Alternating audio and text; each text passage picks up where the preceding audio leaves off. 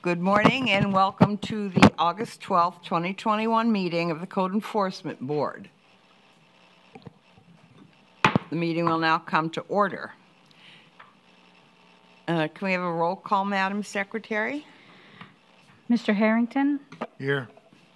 Ms. Roby? Here. Mr. Gonzalez? Present. Mr. Robinson? Yes. Mr. Reinhardt? Here. Ms. Himes? Ms. Gundig? Here. Okay. Madam we Chair, have- do we need to make a motion to excuse Ms. Himes? Yes. Thank you, Mr. Gonzalez. Made a motion. A second? Second. Second, Ms. Roby. All in favor say aye. Aye. Like sign opposed. Motion carries. Does anyone need to disclose any ex parte communication? Okay. Are there any announcements, Madam Secretary? Yes, ma'am. Starting on page 2, case number 2, CEB 0821-241, 212 Goodall Avenue is in compliance, August 10th, 2021.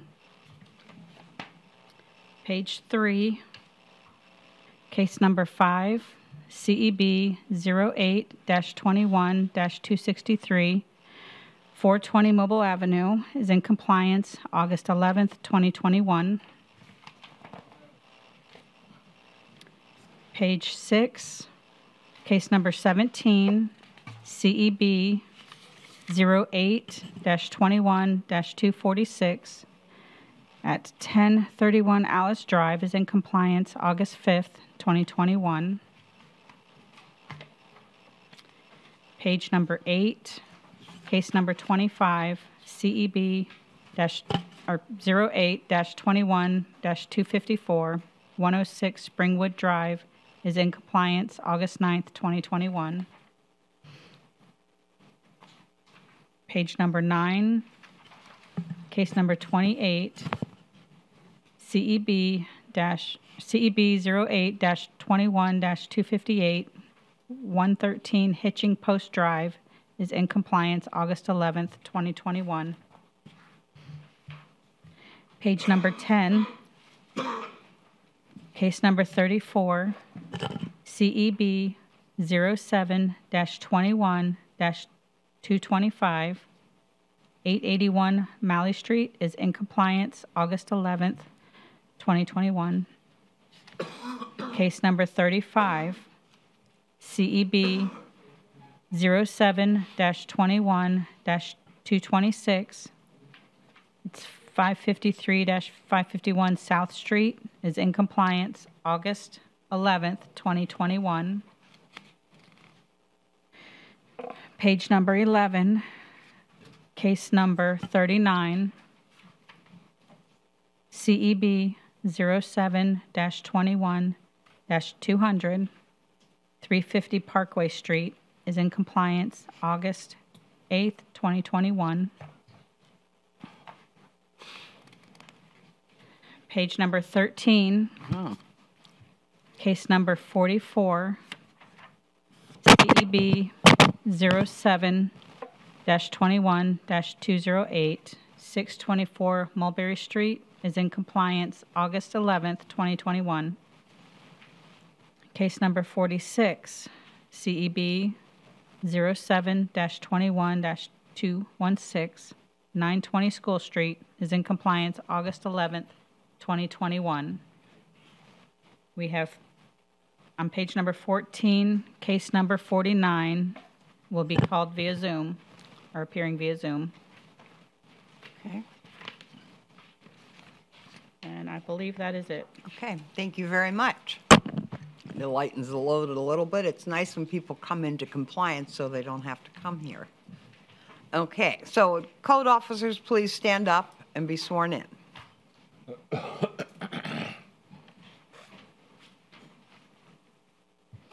You swear or affirm the testimony you're about to provide to the truth, the whole truth, nothing but the truth? Thank you. All right, everybody, here's our procedure. We'll be calling cases by number, and for the most part, as they are listed on the agenda.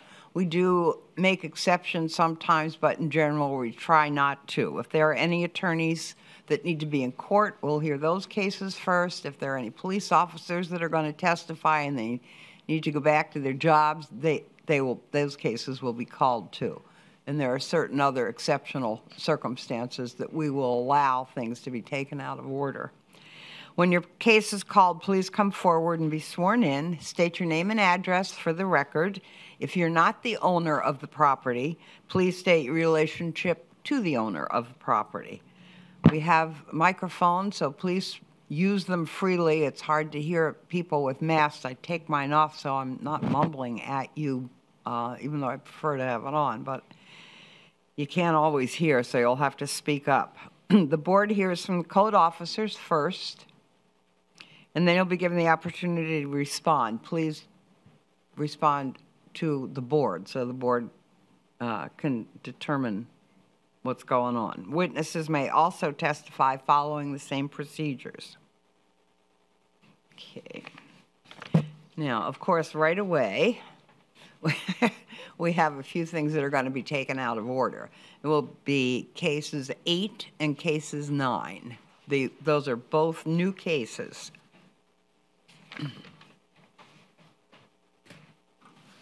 And we'll find cases 8. Are the respondents present for either of those cases?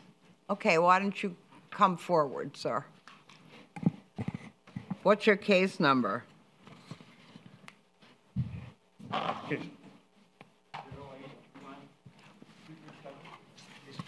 Case 8. He's 8? Okay.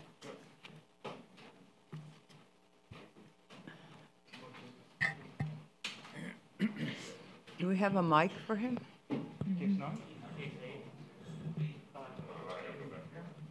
Case 8, it's on page 4 on the agenda. Page 4 on the agenda. It says case 8, that's CEB 0821-237, Donald Jones.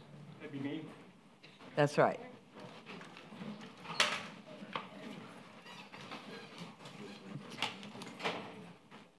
Thank you. That's fine.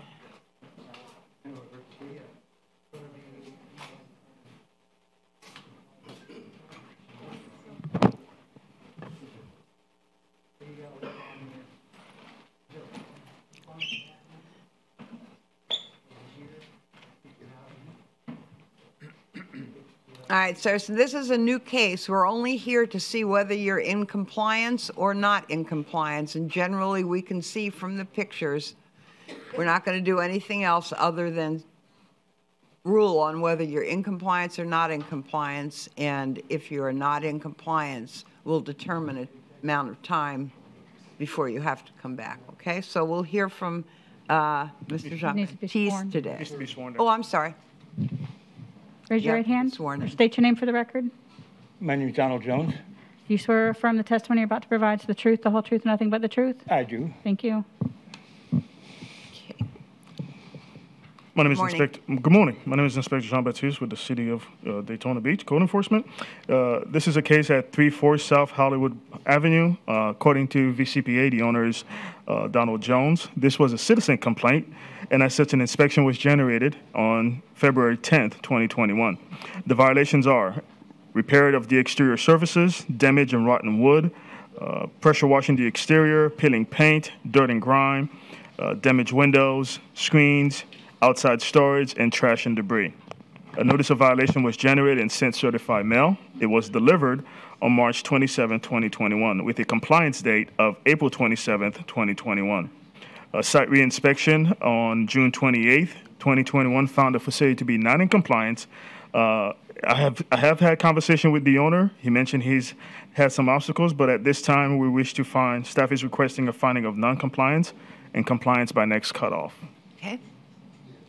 All right, sorry, we can see from the pictures there's some work that needs to be done. I don't know whether you have anything to say or not.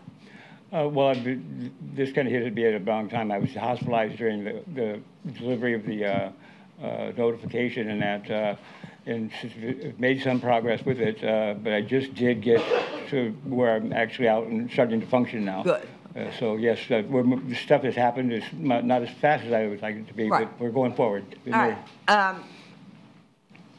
Okay, so that's all we need to know is that, you know, there's still more work to be done. So the chair will entertain a motion to find respondent non-compliance and or respondent come into compliance by the next cutoff date, 9/1, or be returned to the board for consideration or fine of up to $1,000 a day. Is there such a motion? So moved. Mr. Gonzalez, is there a second?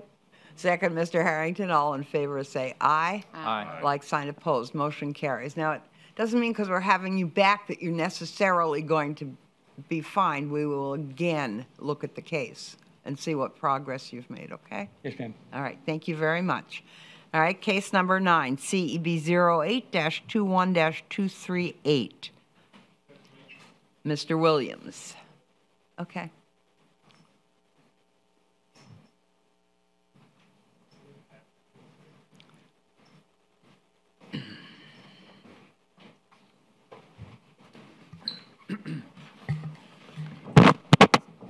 State your name for the record. Lewis M. Williams III. Raise your right hand. Do you swear or affirm the testimony you're about to provide is the truth, the whole truth, nothing but the truth? Yes, ma'am. Thank you. Okay, Mr. Baptiste. Inspector Baptiste, once John again, this is a case at 35 South Hollywood Boulevard, according to the VCPA property appraiser. Owner is Lewis Mitchell Williams III. This was a citizen complaint that was generated on February 10th, 2021. There were several violations, but at this time, the only violations that remain is the unpermitted fence. A notice of violation was generated and sent certified mail. It was delivered on February 16th, 2021, with the compliance date of March 16th, 2021. Upon my site reinspection on June 29th, the facility was not in compliance, and I have had no contact with the owner. So at this time, the city is requesting a finding of noncompliance and compliance by the next cutoff. Let me ask you a question. The fence needs to get permitted, and you Correct. don't know whether or not we've gotten a permit. As of yesterday, when I checked, it was not. I Okay, have not gotten a permit. They are 90 days out to be able to get, to do that, because I have to have it all done all over again, because whenever the hurricane came through, that's part of what happened.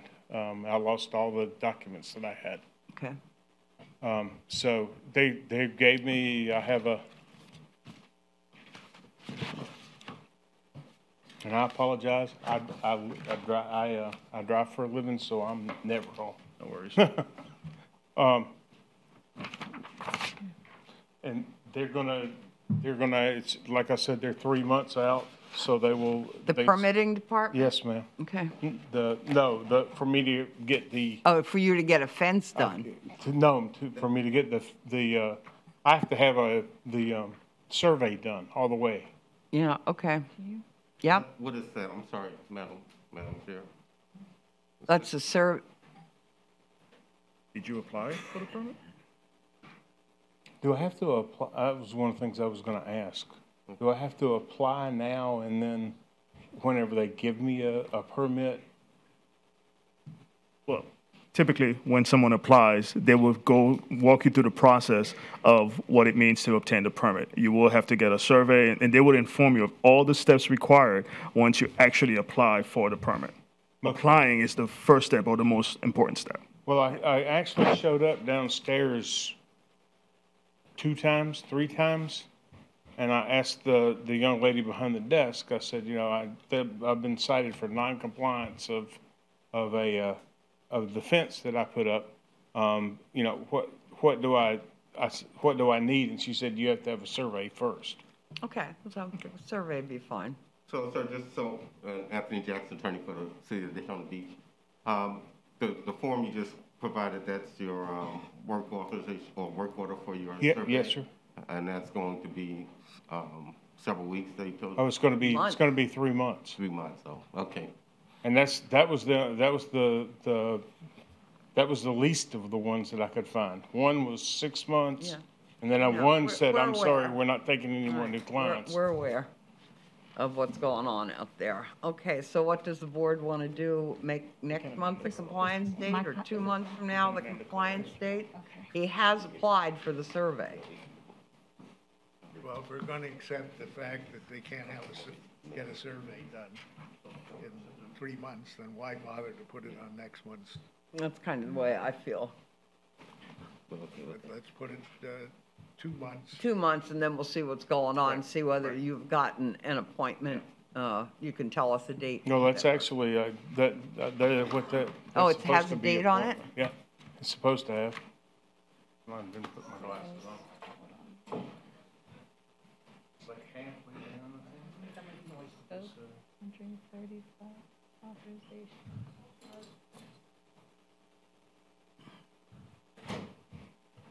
Interesting, 'cause she said this is everything that I do, you're gonna need. Okay, let's just, would somebody like to make a motion? Before that, Mr. Williams, next time you visit the permit department.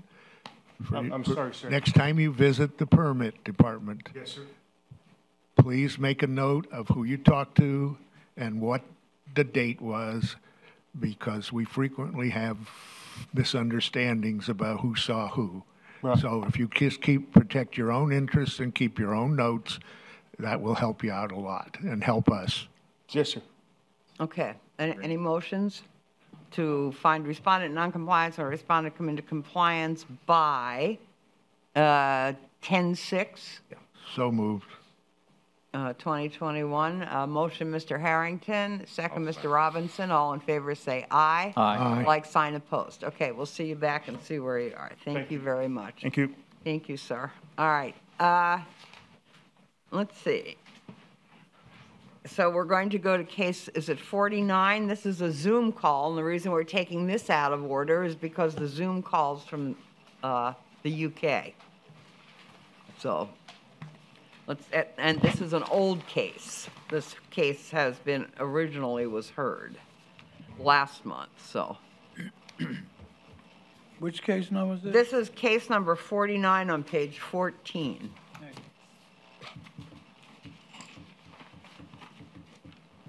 All right, and we have here Mr. Stenson. Good morning. Good morning.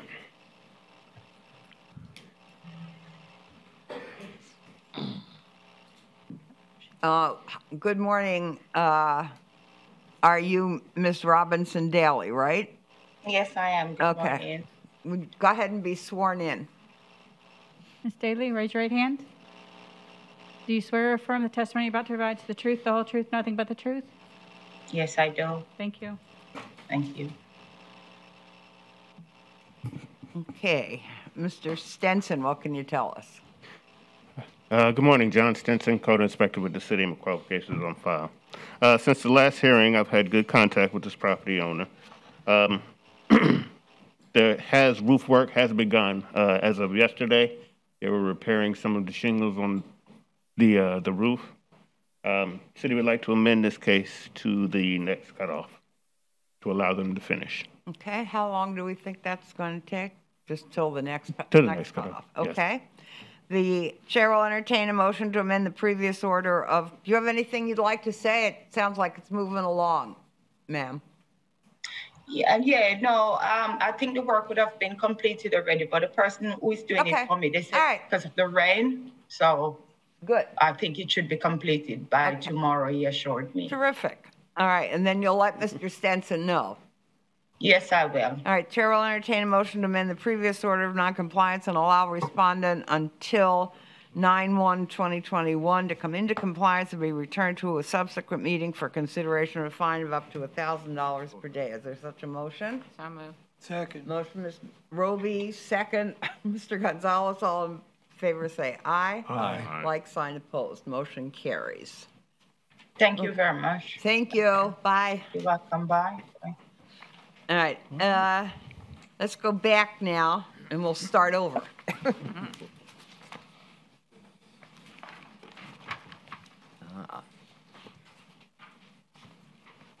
All right, we'll start with case number 1, CEB 08-21-240, Fane and Alan Lavelle. I don't know how you say that. I know who you are. Lavelle. Vale? Lavelle. Yeah, Lavelle. Okay. Good morning. Good morning. Yeah. Thank you. My name is Fane Lavelle. Lavelle. My brother, Alan Rock Lavelle, is in the hospital in Halifax Health, so he can't be here today. It's okay. Raise your right I'm hand. at 2011 South Peninsula Drive. Sorry. Do you swear or affirm the testimony you're about to provide is the truth, the whole truth, nothing but the truth? I do. Thank you. All right. Good morning, Mr. Bostrick. Good morning. We'll hear from him first, and then there shouldn't be too much to say. You're either in compliance or not in compliance. That's all we're finding today. Right. Okay? All right, good morning. Mark Bostwick, Code Enforcement, City of Daytona Beach. This case was field generated and opened on April 30 of 2021 for exterior surfaces, peeling paint, rust and corrosion on the stairway and front door.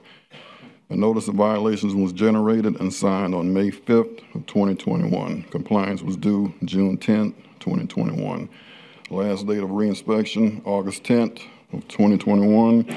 Result, non-compliance. I have spoken to the owner on a couple occasions. Staff requests finding of non-compliance with compliance due next cutoff. Okay. All right, Ms. Lavelle, what would you like to say? First of all, I may have gotten notices in April and in May. Uh-huh. My brother has dementia.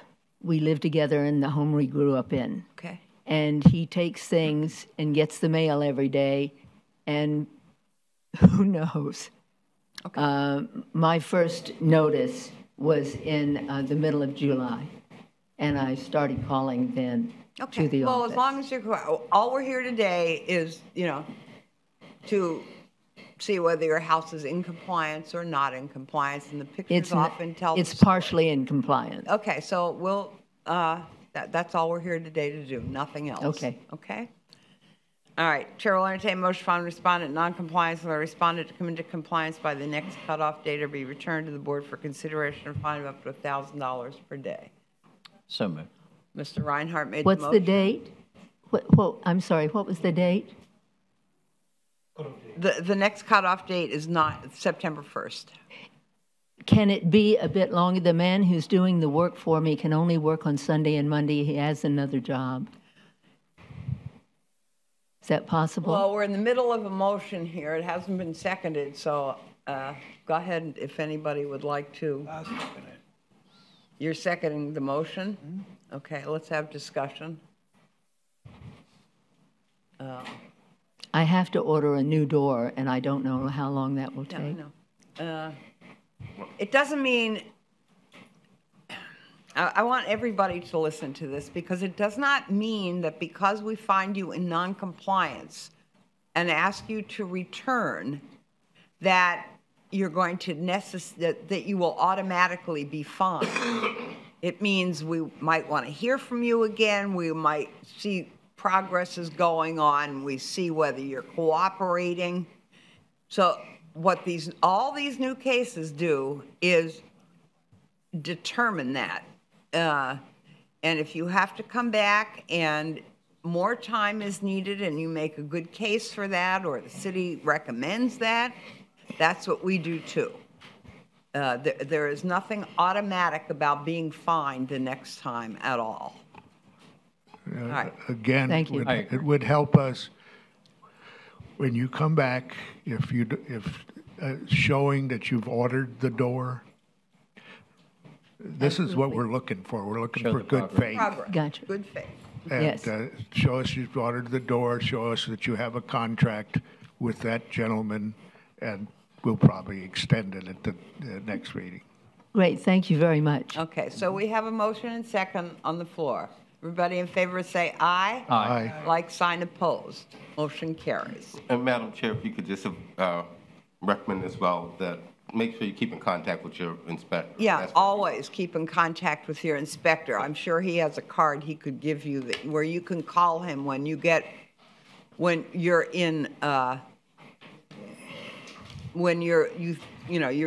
you want an inspection to be put into compliance, that you call him, and even call him before then to tell Okay. him what's going on. Staying in contact with your inspector is really important. That's And, for everyone. and I work from Tuesday through Saturday. Okay. Thank you very much. You're still at the museum? Ms. Lavelle? Yes. You still at the museum? I'm over here. I am. He's up here. Yes, I am. I'm here at the Halifax Historical Museum. Yeah. Been there for a Come see long it. time. Yes, please. Yeah. That's right. All right, case number 3, CEB 08-21-242 in Beckenbach. Case number 2 was in compliance. Case number 3, anybody here for that? Okay, Mr. Bostwick. All right, this case was opened on April 26th of 2021.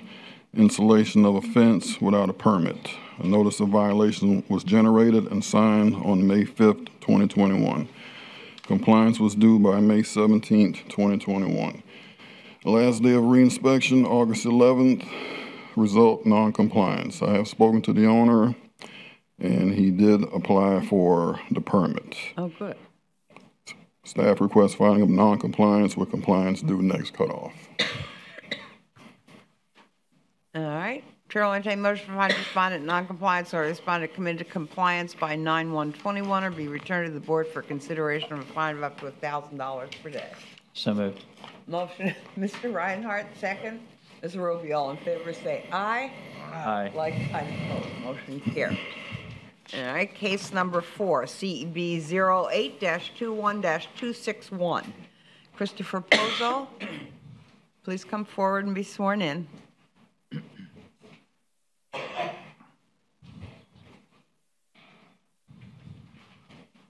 Good morning. Morning. State your name. Chris Pozo. You swear or affirm the testimony you're about to provide is the truth, the whole truth, nothing but the truth? I do. Thank you. Okay, we'll hear from Mr. Bostwick first. All right, this case was field generated and opened on October 7th of 2020. Exterior surface sanitation, paint, peeling, missing address numbers, soffit fascia, and roof damage. A notice of violation was generated and the property was posted on April 8th of 2021.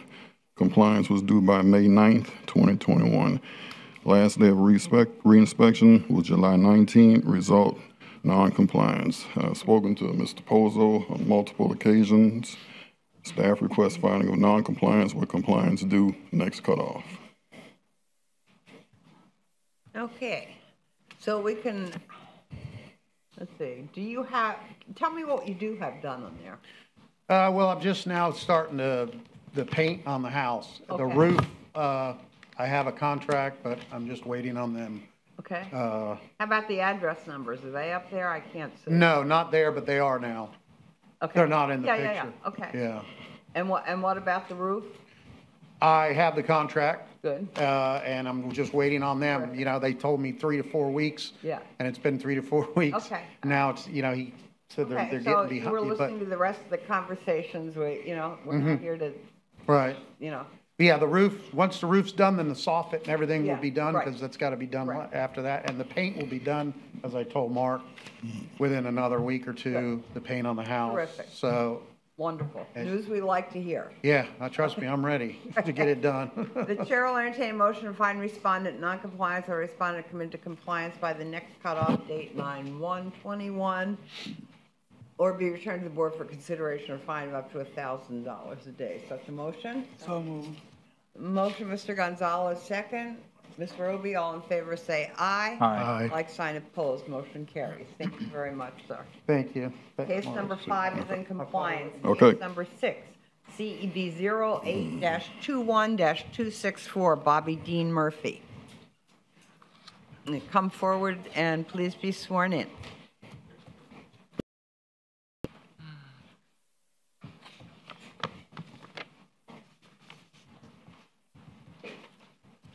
Bobby Murphy, 109 Botifer Ave. You swear or affirm the testimony you're about to provide is the truth, the whole truth, nothing but the truth? I do. Thank you. Good morning. Morning. Mr. Bostwick. All right, this case was field generated and opened on March 19, 2021 for outside storage, junk and debris, overgrown landscaping, fascia and soffit damage, and off-street parking of a bus. First notice was posted on May 2021. Compliance was due by June 25th, 2021. Last day of reinspection, August 10th, 2021. Result, non-compliance. Spoke with the owner on July 29 of 2021. The only thing left for him to do is to get the school bus moved from the property. Okay. Staff requests filing of non-compliance with compliance due Next cutoff.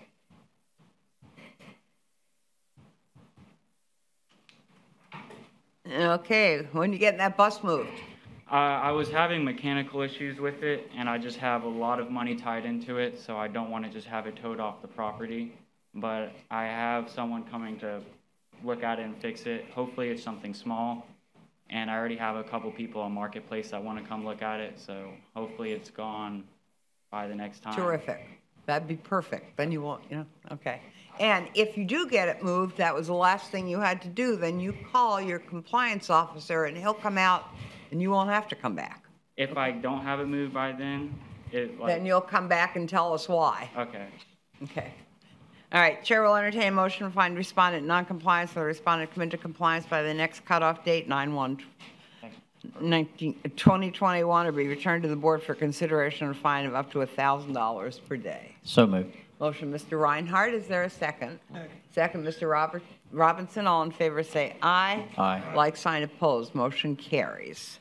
All right, thank you very much. Thank you. Case number 7, CEB 08-21-252, David N. Ayers.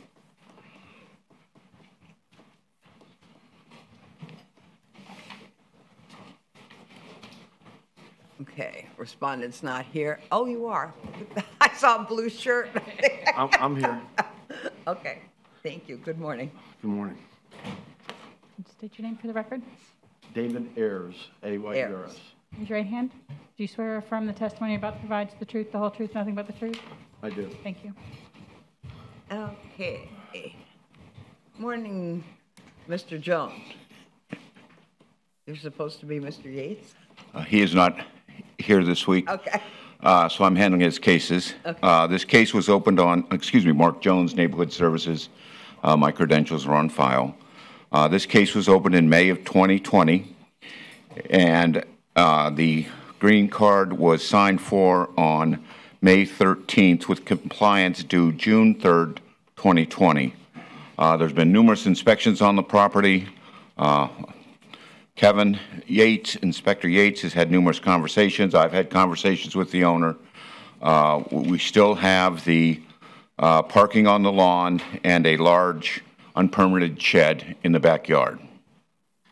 Well, can you explain to me what that big thing is? Is that the shed? That was, no, that was from the original complaint. What's that? That has moved. Okay. That is a large transport trailer. My son races NASCAR, Okay. and that's where he... And then if you look at the next photos, that shows they're current as of August 10th. Okay. We were actually told that as long as... Well, wait, just wait a second. Whose driveway is that on the left on the... On the left, that's their neighbor. The house truck? where the black pickup truck is, that's where he's parking on the lawn. Yeah, I see If you look behind that, you can see a motor coach. Yep. And then you can see the roof of the large shed Oh, that's back there in the backyard. a lot of vehicles, sir. In the wrong place. Well, the shed was a tiny home that my mother ordered and had custom built. Unfortunately, she died in January of... Okay, now, you understand what we're doing. We're not trying your Yeah, case yeah. today, okay? I just want to let you know that the circumstances beyond it. Yeah. We had a hard time getting a trailer. You couldn't find the metal, so when it was delivered to us, we just had them set it down. It's supposed to be on a trailer, which I Okay. then went and bought. I tagged and titled through the state of Florida, and I showed Mr. Jones the tag and the title the other day. So right now, it's just a financial issue. My mother wanted to be buried in West Virginia. It cost me $23,000 to bury her. We've been broke for almost 2 years. I now have the trailer. I now have the stuff to move it and put it on there, but I have to get a company, it's $3,000, to put it on the trailer and strap it and bolt it right. Okay. I have a question. Go ahead, Mr. Gonzalez. Is the vehicle still parked on the grass? Yes, that was as of 2 days ago, August 10th. So I have a question for Go ahead. Mr. Ayers. Yes, sir, Mr. Gonzalez. So what's it gonna cost you to move the vehicle? Okay, when we bought this house in 2008, there's a driveway underneath there. Oh. There's grass growing over top of it. I pulled the grass off of it. Mike Bretzel from Coastal Properties, who we all know in this town, Okay. had the big pond. I'm sorry, He sold but us that house. obviously the inspector has informed you that it's a violation. Yeah, we're cleaning it, and as I talked to Mr. Jones the other day, we're gonna get the driveway all cleaned off of all the grass and dirt. Okay, all right, so obviously we're out of compliance right now. I don't think there's much question Yes, about ma'am. that from looking at the pictures, correct? Yes, That's ma'am. pretty simple. Okay, so, and that's all we're doing right now is Okay. saying you're in compliance or not in compliance. The chair will entertain a motion to find respondent non-compliance or respondent come into compliance by the next cutoff date, September 1st, 2021, or be returned to the board for consideration of a fine of up to $1,000. Is there such a motion? So moved.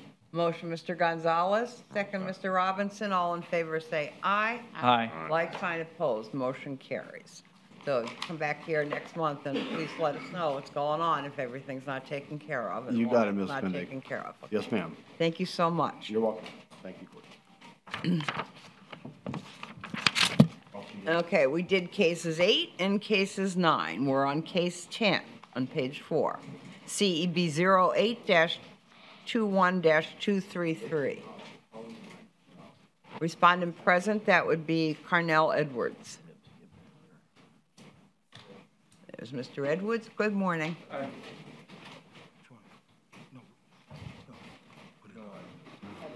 And there's Mr. Fitzgerald. Good morning. Good morning. Michael Fitzgerald, City of Daytona Beach Code Enforcement. My credentials are on file with this. Let okay. me I'm sorry. get him sworn in. Actually, I'm Van Edwards. Cornell is my dad. He's deceased. Wait a minute. She forgot to turn her phone on. Okay, go ahead. Can you state your name again, please? Van? Van Yeah. Edwards? Yes. Okay. Raise your right hand. Do you swear or affirm the testimony you're about to provide is the truth, the whole truth, nothing but the truth? Absolutely. Thank you. Now, how are you, Carnell, or is that, That's my dad. That's- Well, he was my dad. He's deceased. what? He was my dad. He's deceased. Okay, so you're speaking for him. Absolutely. Yes, ma'am. Okay. All right, Mr. Fitzgerald. Hey, what did we say? See, sometimes I can't hear because. So is he's not here today? No. He's deceased. Oh, okay, I didn't want to I'm say sorry. that. I'm sorry, I couldn't understand you. I didn't Yes. want to, okay, sorry. Yes. Okay, go ahead, Mr. Fitzgerald. Michael Fitzgerald, City of Daytona Beach Code Enforcement. My credentials are on file with the city. This case was field generated back on May 11, 2020, and a notice of violation was issued. A site inspection was done on May 5th, 2020, and the notice of violation was issued for roof, fascia boards, soffit overgrowth, and dirt and grime. The notice of violation was sent with a green card, was signed for and returned on May 14, 2020, to come into compliance on June 14, 2020. Non-compliance next cutoff. Okay, we can see some violations. Do they still look the same? No, ma'am. Actually, the overgrowth in the back, we're taking. Oh, care I of. took pictures, okay. Okay. That will be done by Monday, the overgrowth and the pressure washing. The soffit and fascia in the roof will be starting next week.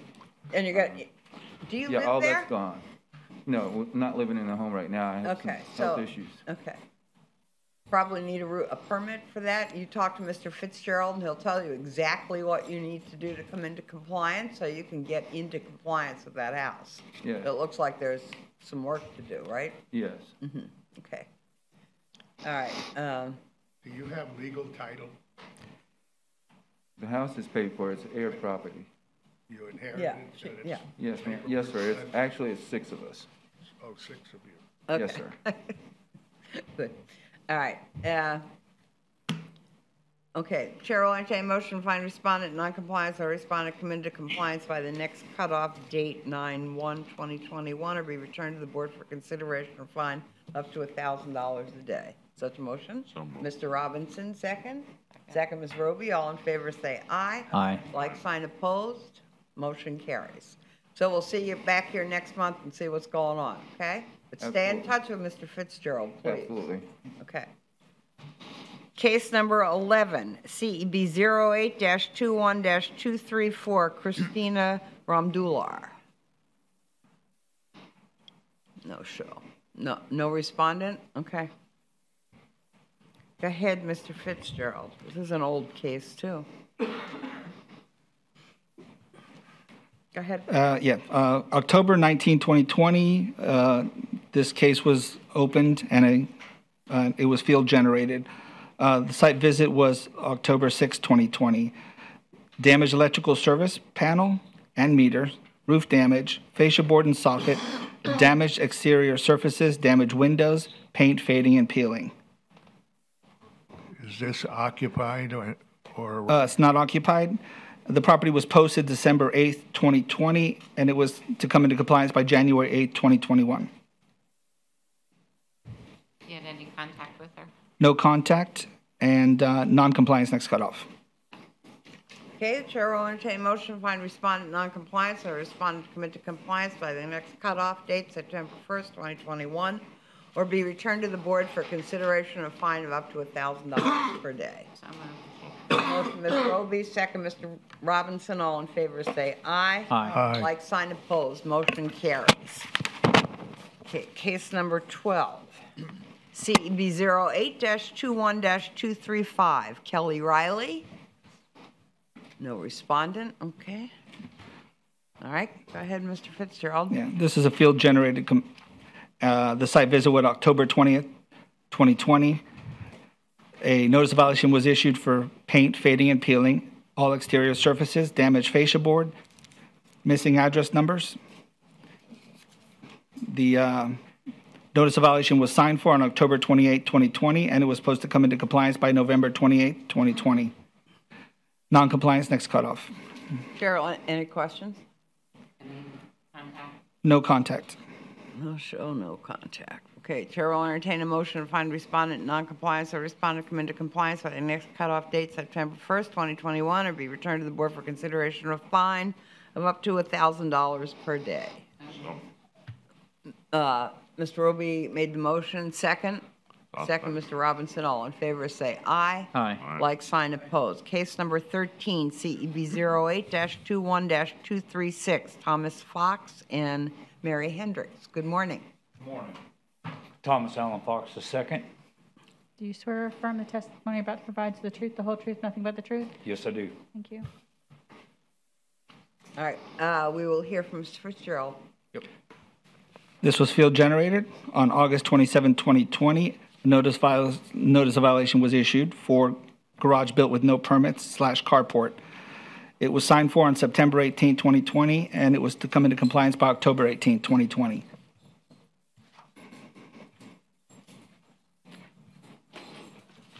Is that what we're looking at over on the side there? Yes, ma'am. Yes, ma'am. Okay.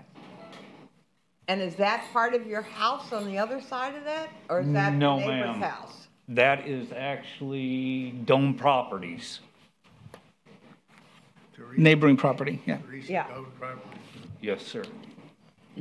Okay.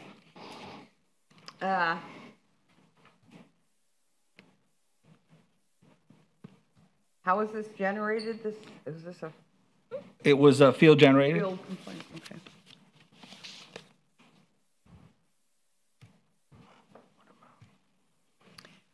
Well, we can see, and the problem with it, well, it doesn't have a permit. That's the problem with it. Right, there was no permit. So you need to get a permit for it. Yep, no problem. I will do that. Okay, cool. I had no idea this was even generated. I work out of state. Yeah, that's okay. I mean, you know. Nobody even trying- told me. we're trying- I know, we're trying to I take care came of- home yesterday to find something Actually, taped on the wall. This has been since 9/18/2020. Yes, That's some time ago. Yes, Does anybody live there? not at this time. Oh. Did they? Okay. All right. I'm a plumber. Okay. And I work out of state a lot. My wife goes with me a lot. Okay. Well, just get Our son was living there. All right. Get the permit. He doesn't tell me a lot of Okay. things. All right. Just get the permit. That's I what you will. need to do, and stay in touch with Mr. Fitzgerald. The chair will entertain motion to find respondent non-compliance or the respondent come into compliance by the next cutoff date, September 1st, 2021, or be returned to the board for consideration of a fine of up to $1,000 per day. Such a motion? So moved. Mr. Gonzalez, the motion. Second? Second. Second, Mr. Harrington. All in favor say aye. Aye. Like sign opposed. Motion carries.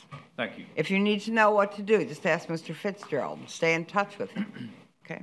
Like I said, I'm a plumber. I'll go down, pull the permit. Okay, Oh, okay. terrific. All right, case number 14, CEB 08-21-239, Carlos Rodriguez. Good morning.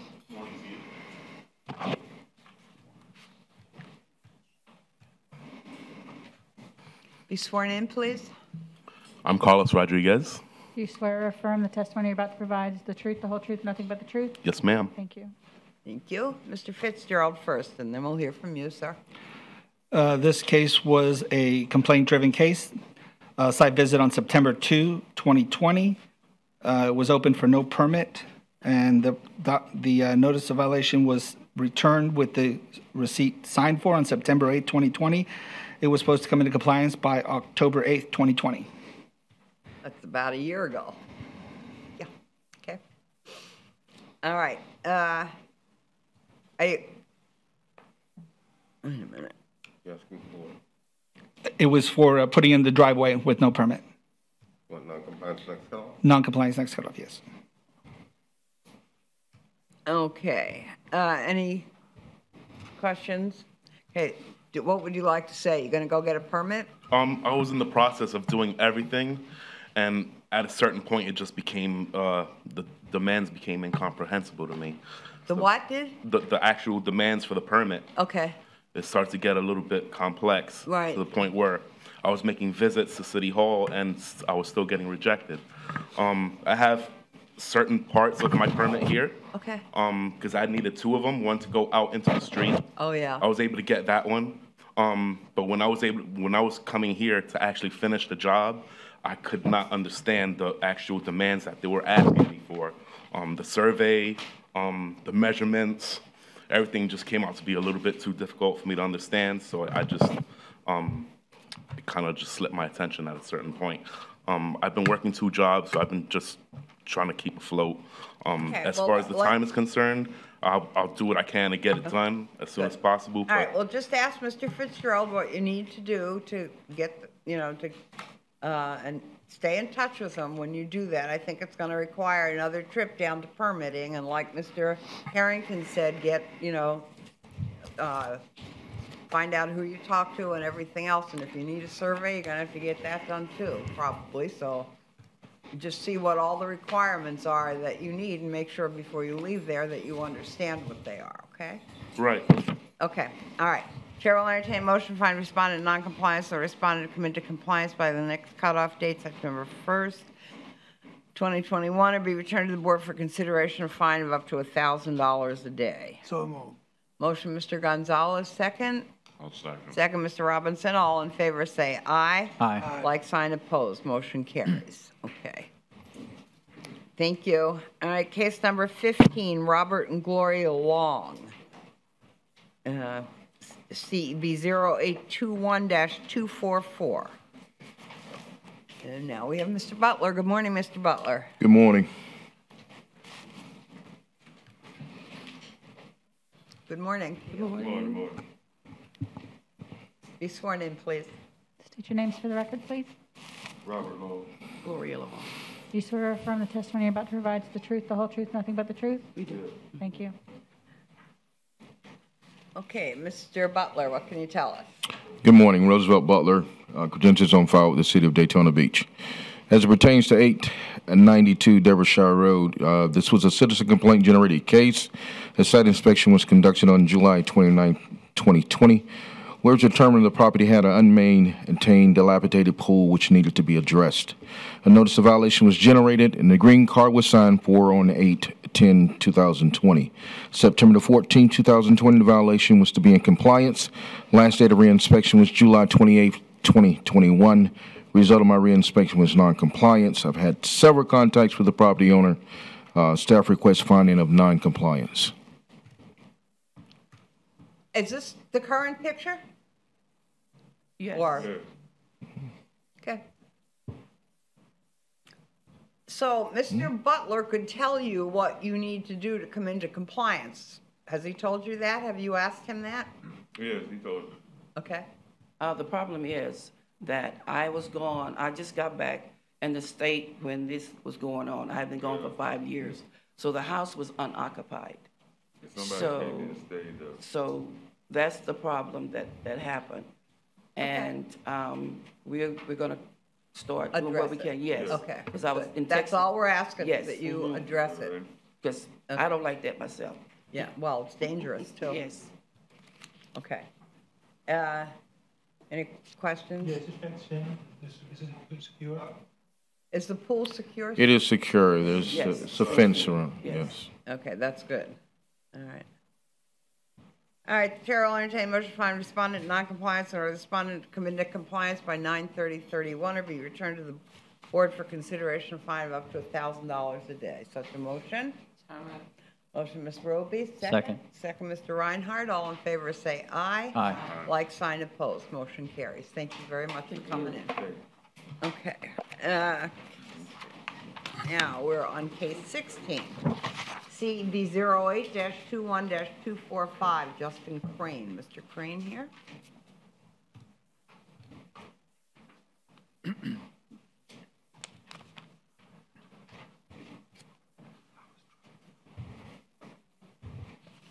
No? Okay. Go ahead, Mr. Butler. As it pertains to 221 Strawberry Lane, this was a citizen complaint. I conducted a site inspection on March 2nd, 2021, where it was determined there was outdoor storage, facer, gutters, landscaping, and dilapidated fencing issues at the property. A notice of violation was generated, and the green card was signed for on March 10, 2021. April 27, 2021, the violation, was to be in compliance. Last date of reinspection was July 28, 2021. Result of my reinspection was non-compliance. I've had several contacts with the property owner. Staff requests a finding of non-compliance next cutoff. What? Okay, well, we can see it's not compliance, so. Chair will entertain a motion to find respondent non-compliance or respondent to come into compliance by the next cutoff date, September 1st, 2021, or be returned to the board for consideration of fine of up to $1,000 per day. Mr. Robinson made the motion. Is there a second? Second. Second, Mr. Gonzalez. All in favor say aye. Aye. Like, sign, opposed. Case number 17 is in compliance. Case number 18, CEB 0821-247, Marcel Dominique Green. Okay. This is Pine Street. This case was field generated. I conducted a site inspection on February 9th, 2021, where it was determined a vacant lot was overgrown. A notice of violation was generated. The green card was signed for on February 16th, 2021. On March 10th, 2021, the violation was to be in compliance. Last date of reinspection was July 28th, 2021. The result of my reinspection was non-compliance. I've had contact with the property owner as of this morning, and it's supposed to get cut within the next 2 weeks. So staff requests finding of non-compliance next cutoff. Okay. Chair will entertain a motion to find respondent non-compliance or respondent to come into compliance by the next cutoff date, September 1st, 2021, or be returned to the board for consideration of a fine of up to $1,000 per day. Mr. So Robinson's making the motion. Second. Second, Mr. Reinhardt. All in favor say aye. Aye. Like, sign, opposed. Motion carries. Okay. Now we're on case number 19, CEB 0821-248, Vanessa and Livingston Miller. I think someone's coming up for this.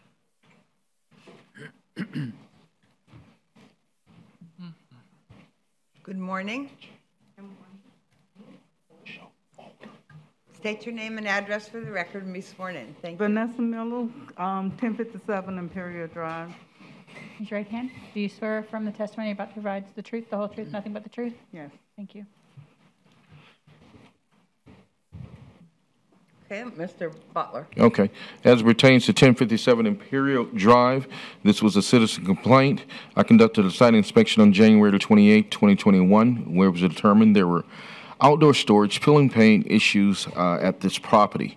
A notice of violation was generated. The green card was signed for on February 5th, 2021. On March 19, 2021, the violation was to be in compliance. Last date of reinspection was July 28, 2021. Result of my reinspection was non-compliance. I've had several contacts with the property owner. Staff requests finding of non-compliance next cutoff. Okay. Are you working on this now? Yeah, it was a picture showing. Oh, absolutely. Go to the. Okay, I think that I one. see where all the Right here. equipment is and everything, and So, right? Good. yes. Good to see that. A lot of progress has been made. A lot of progress. Yes, I'd ma'am. like to hear that. Okay.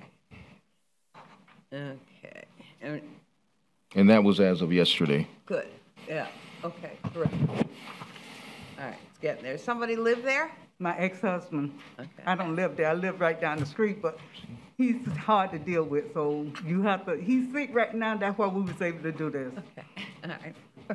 Well, I hope it gets worked out. All right.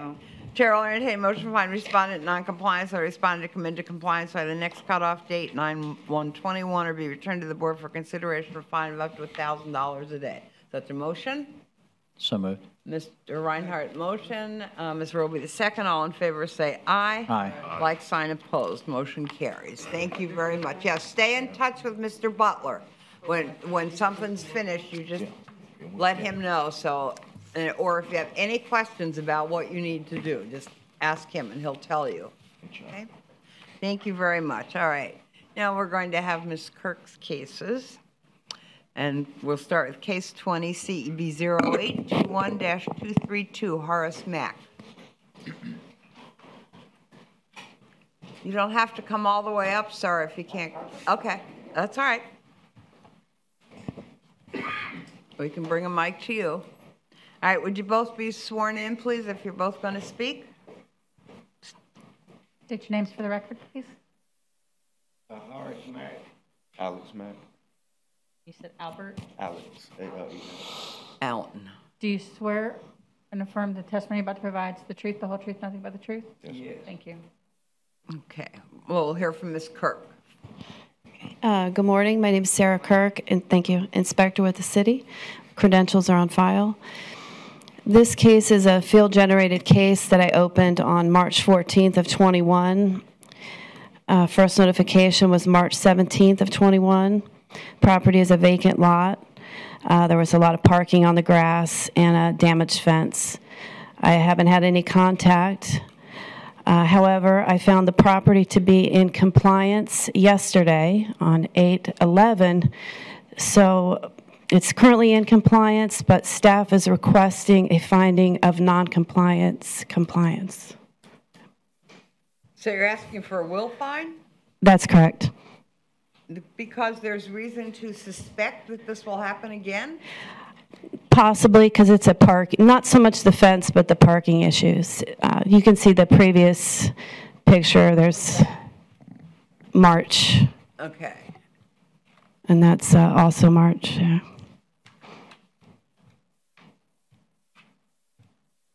On a main thoroughfare also in Midtown. The what? It's a main thoroughfare in Midtown.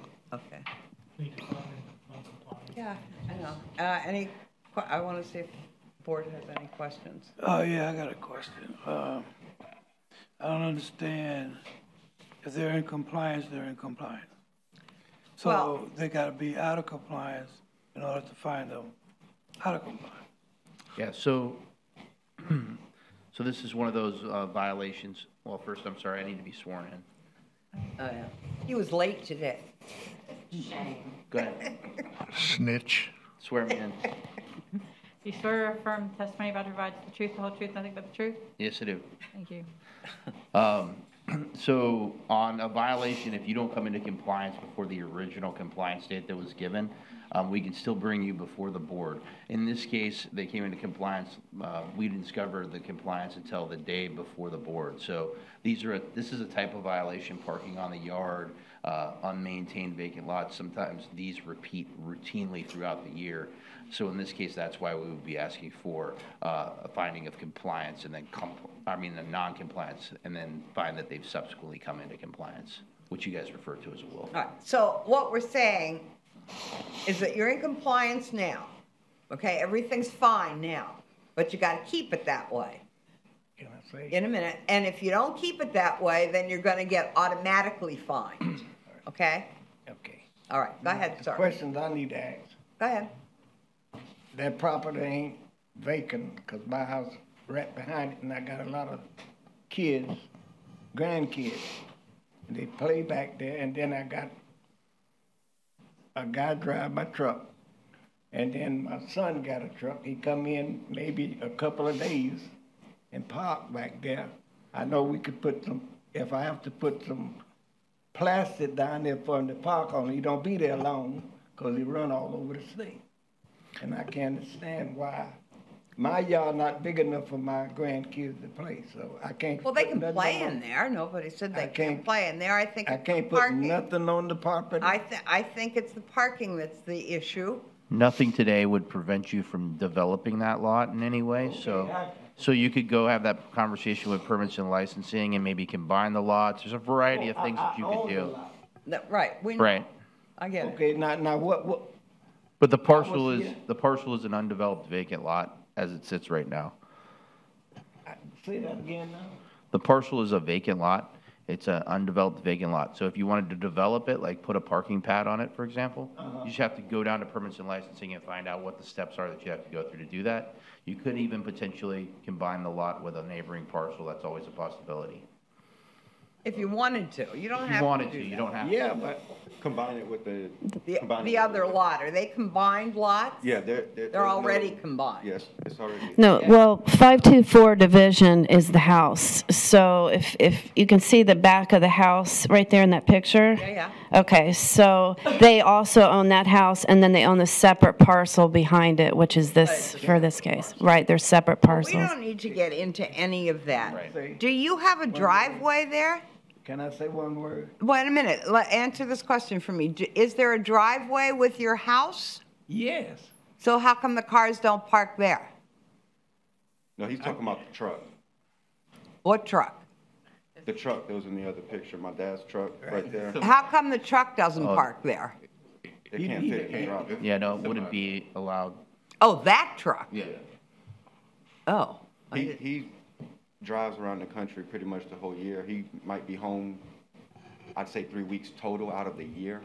That's not a 3-week time period. That's a matter of a weekend here, a weekend there type deal. So obviously that can't fit in the drive. I think you need to talk to your code officer about whether or not you can have that truck there under any circumstances. Yep, it's not allowed to be parked there. Okay, but right now, yeah. So In that that's particular gone? day- Is that gone now? Yes. Where is it? On the road. He's in I can't tell you where it is. but- Wisconsin. It doesn't matter. Okay, it's just not there. No, he don't. And this is another son that, Yes. okay. Okay, that about my property. When I first got that property, you couldn't see my house because you had to walk around the block Yeah. to get to it. But I Okay. was parking there. That was years But, ago. okay, so you need to talk to Ms. Kirk, and she'll tell you exactly what you need to do so that you don't get fined for any of this, okay? Right now, you're in compliance. You don't have to come back. You just need to fix that. When you fix it, I would call Ms. Kirk, but you need to talk to her It's- first to find out how to fix it. Just to clarify, it's already fixed. If they maintain it in the current condition that it's in, they will remain in compliance. Right, if You know- it stays just the way it is, you won't have to do anything, but if you want to do stuff with that property, you have to talk to Ms. Kirk or Permits and Licensing to find out what to do. All right, and Denzel Sykes, this gentleman right here, he's gonna talk to you after you step down about how to go about what you're trying to go about. Okay, I'll do good, that. all right. Chair will entertain a motion to find respondent previously in non-compliance, but currently in compliance, and for any future violation be returned to a subsequent meeting for consideration of a fine of up to, can be $5,000 per occurrence, but this case be dismissed. Is that correct? Okay. I'll make the motion. All right, Mr. Robinson, motion. Second. Second, Mr. Reinhardt, all in favor say aye. Aye. Like sign opposed. Opposed. Mr. Gonzalez is opposed, so that is 5-1? Yeah. Okay. So just keep it the way it is until you figure out what it is that you need to do, okay? I need to find. And you can, yeah. Okay, good. All right, you toss to Mr. Sykes, he'll let you know. All right, case number 21, CEB 08-21-249, Rosemary Edward Estate. Okay, go ahead, Ms. Kirk. Okay. This is a field-generated case I opened on February 25th of 2021 for a damaged fence, damaged front landing steps, dirt and grime. First notification was on April 15th. I posted the property. The property appears unoccupied. I re-inspected on August 11th, still in noncompliance. I've had no contact. Staff is recommending finding of noncompliance with compliance by the next cutoff. Okay. All right, Chair will entertain a motion to find respond to noncompliance or respond to come into compliance by the next cutoff day or be returned, which is 9/1/21, or be returned to the board for consideration or fine of up to $1,000 a day. Is that Mr. Reinhardt? Ms. Roby, is there a second? Second. Second, Mr. Reinhardt. All in favor, say aye. Aye. Like sign opposed. Motion carries. Case number 22, CEB 08-21-250, Barbara Cash.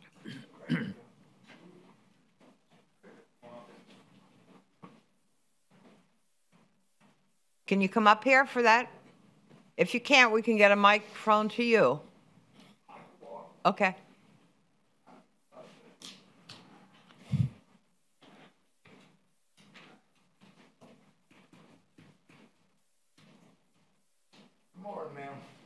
Good morning. How are you? Oh, tired, frustrated.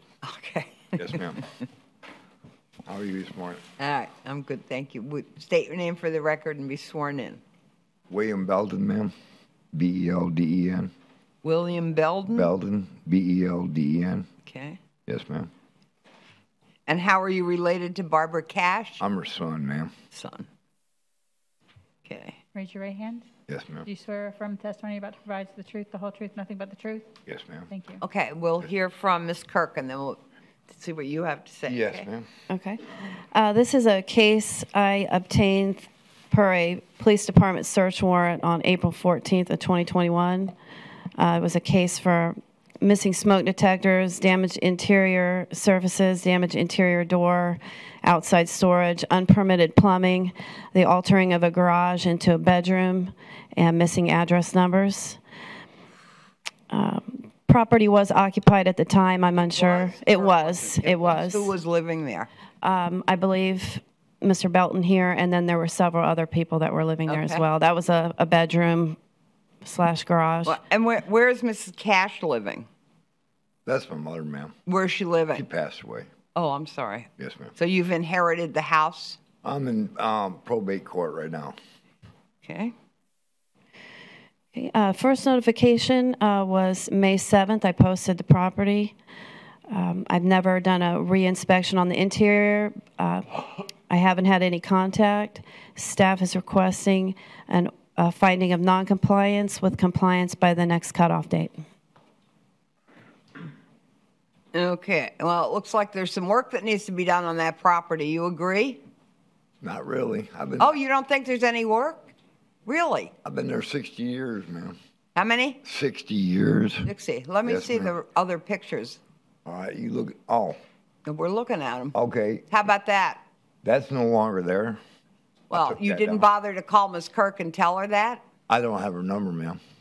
She'll give you her card so you can stay in touch I took with that her. structure down. Okay. Yes, Well, ma'am. she'll That's be- all cleaned up. That's good. Yes, I'm glad to hear that. Yes, ma'am. She'll be in touch with you. There's also Because a there are quite a plumbing, few things that need to be. What's the plumbing? the plumbing permit. No, we're not going to have that discussion right now. What you need to do is get with her after the Yes, meeting ma'am. or call her I understand. and find out exactly what you need to do to come into compliance. Okay. Okay? Yes, ma'am. And then she'll let you know. Right now, we're not going to do anything other than find you in compliance or not in compliance. Okay. So there are quite a few things that need to be done, it looks like. Move the question, please. All right, now, because this is probate, does that make any difference? No, no, no, okay. All right. Chair will entertain a motion to find respondent non-compliance or respondent come into compliance by the next cutoff date, 9/1. 2021, or be returned to the board for consideration of a fine of up to $1,000 per day. Is there such a motion? So moved. I'll make the motion. All right, Mr. Robinson, second. Mr. Harrington, all in favor, say aye. Aye. Like sign opposed. You need to get with Ms. Kirk and find out exactly what you need to do to fix up that house to make it come into compliance with city code, okay? That's what you need to do. All right, thank you. Yeah. Get your card. Yeah, I don't have it on me. Okay, Mr. please show that Mr. Gonzalez is leaving the, Y'all have a nice day. thank you, you too. Leaving the meeting and we still have quorum. Downstairs, Okay. on the roof. Case 23, CEB 08-21-251, Sylvester and Garrett Covington. That's one.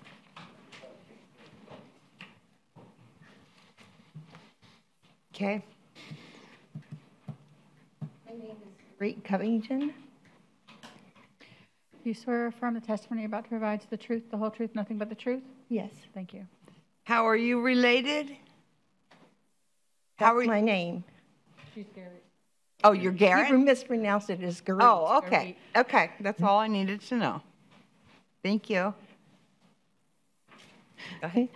This case was generated by a citizen complaint on September 21st of 20 for trash and debris in an overgrown vacant lot. I posted the property on February 10th of 21. I've never had any contact. I re-inspected the property yesterday, and the violations remain. Overgrowth on the sidewalk. Staff is requesting a finding of noncompliance with compliance by the next cutoff. Ma'am, do you live there? It's a vacant lot. Just the parcel, okay. All right. But you own it? Yes. Okay. All right, so what we're going to do, it looks kind of overgrown to all of us probably. We'll vote and see, but I think that's what we'll find, and it needs to be cleaned up. Right. You're referring to the outside perimeter? Because inside, you can see that that's been taken Well, care of. the garbage, and it's overgrown over the sidewalk. See, that's actually a sidewalk there, but you can barely That's what see you're it. referring to. Right, definitely, and then the actual lot needs to be trimmed up. Okay. All right, so if you need to talk to Ms. Kirk to find out exactly what you need to do to come in, so she can put you into compliance, that would be great. And if you get that done by, sometime soon. September the 1st is what you're saying? Well, yeah, but if you can get it done sooner than that, you can call her, and then you won't have to come back here at all. Okay. Okay? All right, Chair will entertain a motion to find respondent in noncompliance or respondent come into compliance by the next cutoff date, 9/1/2021, or be returned to the board for consideration of a fine of up to $1,000 per day. Such a motion? I'll make the Motion, Mr. Robinson, second. Second, Mr. Reinhardt. All in favor, say aye. Case Aye. number 24, CB 0821-265, Kenneth Robinson. Respondent present? Okay. Okay, Ms. Kirk? Okay, this case was opened on August 21st of 21 per a complaint from Animal Control about rotted wood on the front porch landing. I opened a case. Wait, can we go back? What was that other, what's that? That's the same house. So that was, you can see in 2013. There's no permit for enclosing the upstairs porch, the new No wonder I windows. didn't recognize it, okay. The new windows and frames, so there was no permit for any of that. The rotted wood on the front landing, outside storage, damaged fence, trash and debris. First notification I posted on October 6th of 2020. I have had contact with the son of the owner. I re-inspected yesterday. Violations remain. Staff's requesting a finding of non-compliance with compliance by the next cutoff. Okay. Chair will entertain a motion to find respondent non-compliance or respondent come into compliance by the next cutoff date, September 1st, 2021, or be returned to the board for consideration of a fine of up to $1,000 a day. Such a motion? I'll make Motion, Mr. Roby, second. I'll second. Second, Mr. Robinson. All in favor say aye. Aye. Like sign opposed. Case number 25. What? Oh, yes, okay, Mr. Gonzalez is back. Did you vote on that, Mr. Gonzalez? Yes. Okay, okay, you voted on it. Okay, I wanted to make sure you heard it and were, okay. All right. Case number 25 is in compliance. Case number 26, 08-21-255, Stephen Fagan. Okay, and good morning, Mr. Stinson. Good morning. John Stinson, Code Inspector with the City. Qualifications are on file. This is a field-generated case for unmaintained landscaping and junk vehicle. Notice of violation was issued and received on 21 May of this year. I've had one phone call from this property owner. The compliance was due on 14 June. My latest reinspection was on 8/11. The property remains in non-compliance. We're asking for an order of non-compliance to come in compliance by the next cutoff. All right. Chair will entertain motion to find respondent non-compliance and or respondent come into compliance by the next cutoff date 9/1/2021 or be returned to the board for consideration of fine of up to $1,000 per day. Such a motion? Mr. Robinson, second. Second, Mr. Gonzalez. All in favor say aye. Like, sign, opposed. Okay. Case number 27, CEB 08-21-257, Dennis and Lois Riley. Good morning. I'm John Cece. I actually bought the house. Who are you? John Cece. I actually bought the house from Dennis and Lois. We haven't switched the title yet. Yeah. Pardon me? No, it's a land contract, so it's not totally paid off yet. It'll be a few years. So you don't own the property? But I'm the one responsible for the violation. But they still own the property? Correct. I bought it from them. We're in the process of doing everything, yes. So it's not, so they... I'm the one responsible for the violation. I get it. Well, actually they are, but since they still own the property, you do not own the property yet. Is that correct? Right. Okay. So do you have permission to speak for them? For this property? Well, yes, Okay. yes. I Okay. take care of everything. All right, we just need to know that. Okay. All right, so we'll listen to Mr. Stenson and then, I don't think he's been sworn. okay. What was your last name Sorry. again? Cece. CC? Just, CECCE. do you swear or affirm the testimony about to provide the truth, the whole truth, nothing but the truth? I do. All right, so the only violation is parking in yard, Mr. Stenson? That's correct. This case was field generated. They were cited for parking in the yard. Notice of violation was received on 15 June. I have spoken with this property owner. Compliance was due on 22 June. As of 7/28, the property was in compliance. We're asking for an order of non-compliance and compliance. Okay. So once again, did you hear the will find discussion before, that as long as that car is not parked on the grass, you're all good to go? Right. I have the 3 vehicles there. Yes. And they're parked in the driveway. That they need to all be parked on the but driveway? The problem is there's, on weekends when somebody comes over, there's no place to park. Well, unfortunately, this is not anything that this board can do anything about. We have to follow the rules that the commission makes for us. And the rule is you can't park there. There may... County website says different. This is not under county, this is under city, so you have to look at that. But there's nothing we can do about that. There may be something you could get done with... We've been talking about different solutions in the neighborhood. There may apparently be different... This is an ongoing problem. Okay. But there's nothing we can do at this point about that. Right. Okay, so you have to talk to other people. Is this a HOA, John? Yes, it is. So they don't allow parking on the street? Correct.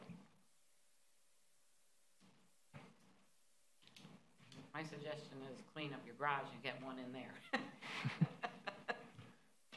Okay. All right, okay. So we're looking for a will find. Now, you were here for that discussion before. It means as long as you keep the cars off, you're good to go. I mean, the car off. This is the first time I've been here.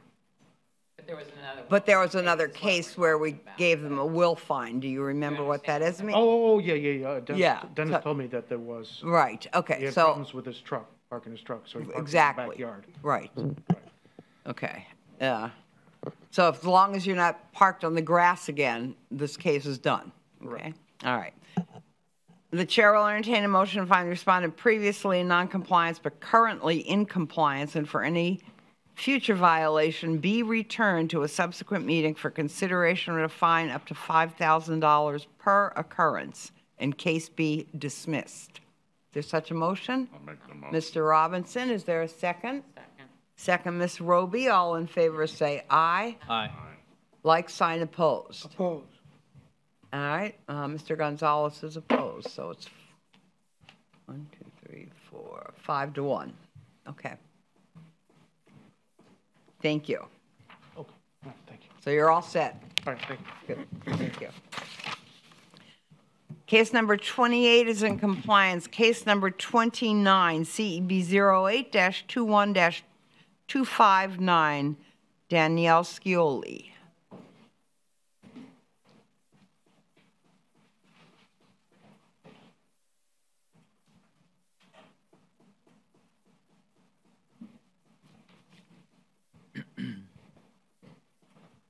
Good morning. Good morning. State your name for the record. My name's Nicole Scioli. Nicole. I'm the sister of her. Sister? Yeah, of Danielle. That's fine. Raise your right hand. Do you swear or affirm the testimony you're about to provide is the truth, the whole truth, nothing but the truth? Yes. All right, Mr. Stenson. Good morning. This case started off as a citizen's complaint for exterior walls, overgrowth, vines, damaged roof, damaged exterior door. Notice of violation was posted on property on 5 May of this year. I have had contact with this property owner. Compliance was due on 2 June of this year. The last inspection of the property was yesterday. It remains in non-compliance. We're asking for non-compliance. Next cutoff.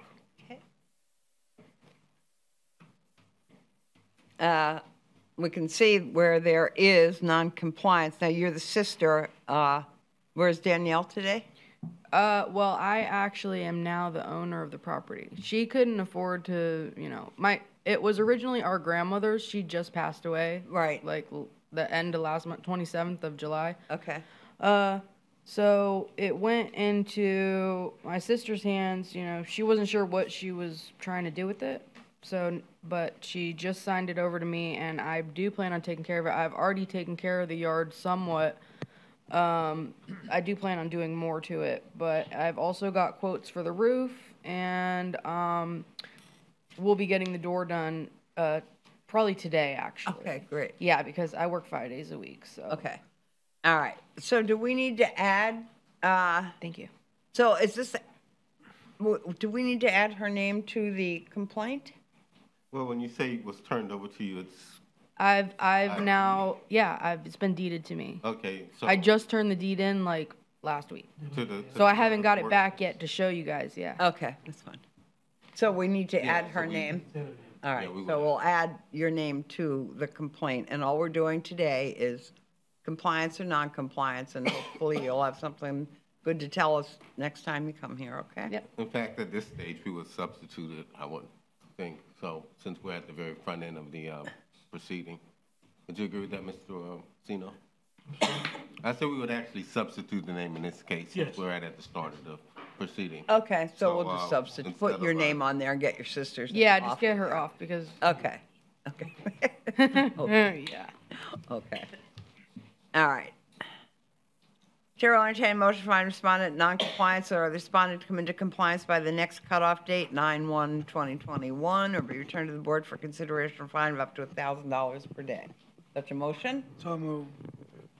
Was that Mr. Gonzalez? Is there a second? Second, Ms. Roby. All in favor, say aye. Aye. Like sign opposed. Motion carries. Okay, thank you very much. Find out from Mr. Stenson. Just keep in touch with him. That's all you need to do. Yeah, I already talked to him a little bit before Good. I came in. Terrific. Thank you so much. Thank you. Okay, let's do case number 30, CEB 0821-260, Salvador and Santos Soto.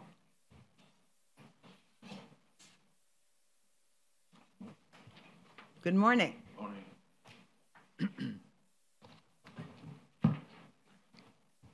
Please be sworn in.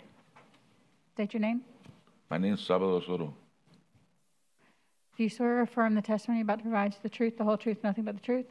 Yes, I do. Thank you.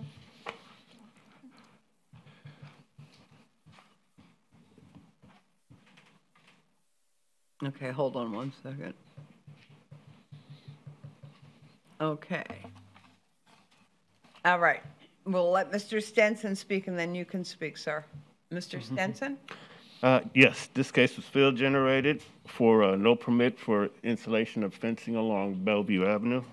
The notice of violation was received on May of 21. I've had one conversation with the property owner. Compliance was due on 3 June. Multiple re-inspections, the last one being yesterday. Property remains in non-compliance.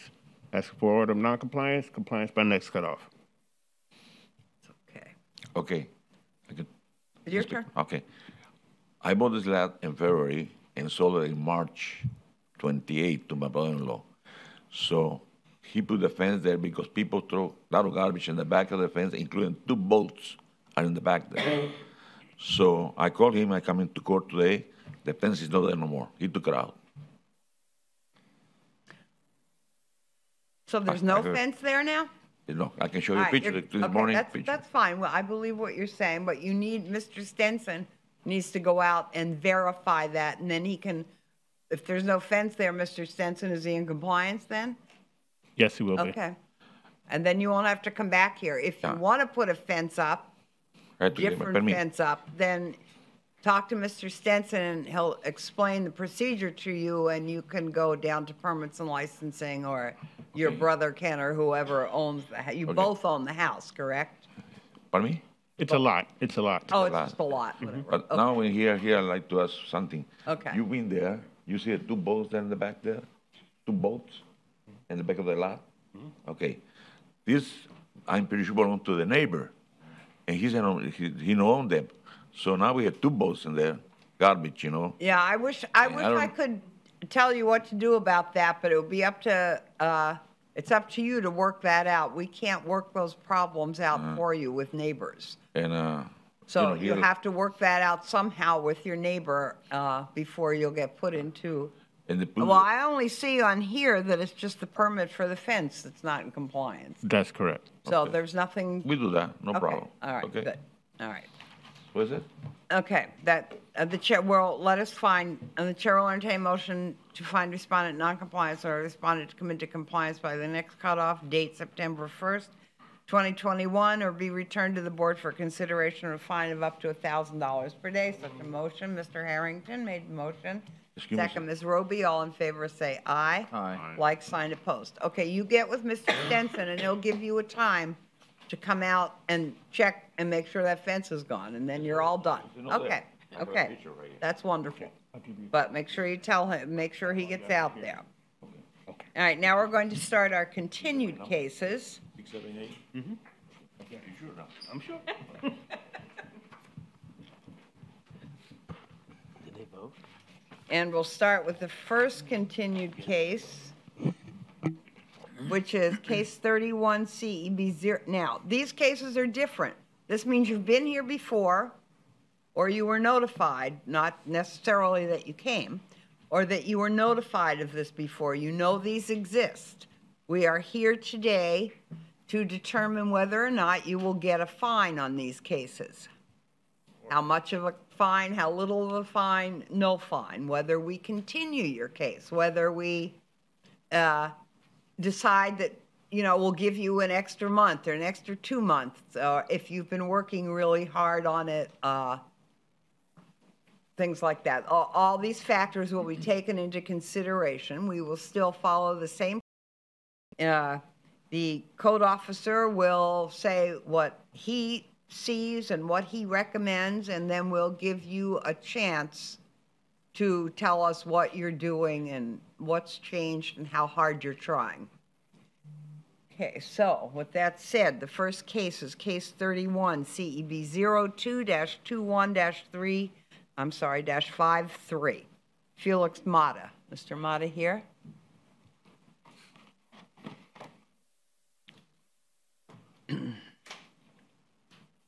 Good morning. State your name, please, and be sworn in. Felix Mata. Matta, sorry. Raise your right hand. Do you swear or affirm the testimony you're about to provide is the truth, the whole truth, nothing but the truth? Yes, I do. Thank you.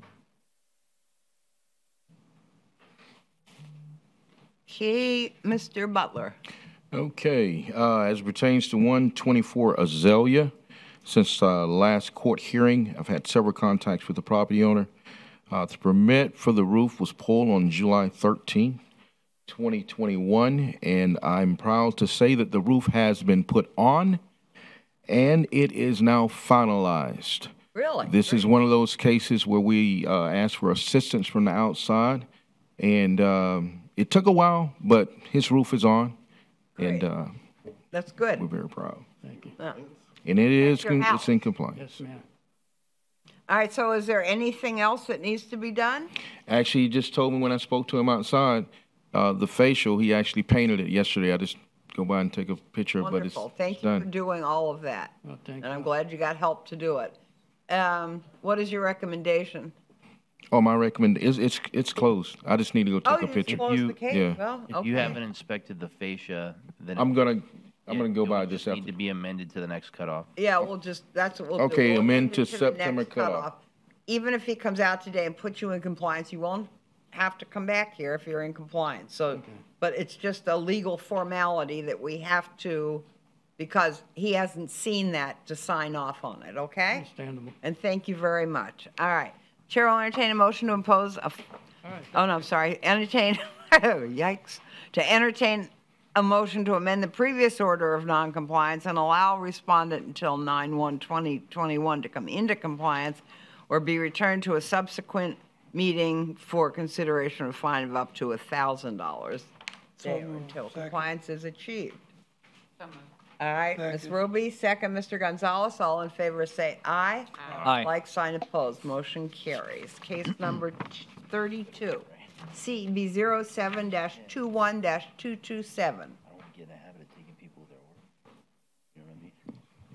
Good morning, Ms. Domingo. Good morning. I'm Inspector LaWanda Domingo with City of Daytona Beach Code Enforcement. My credentials are on record.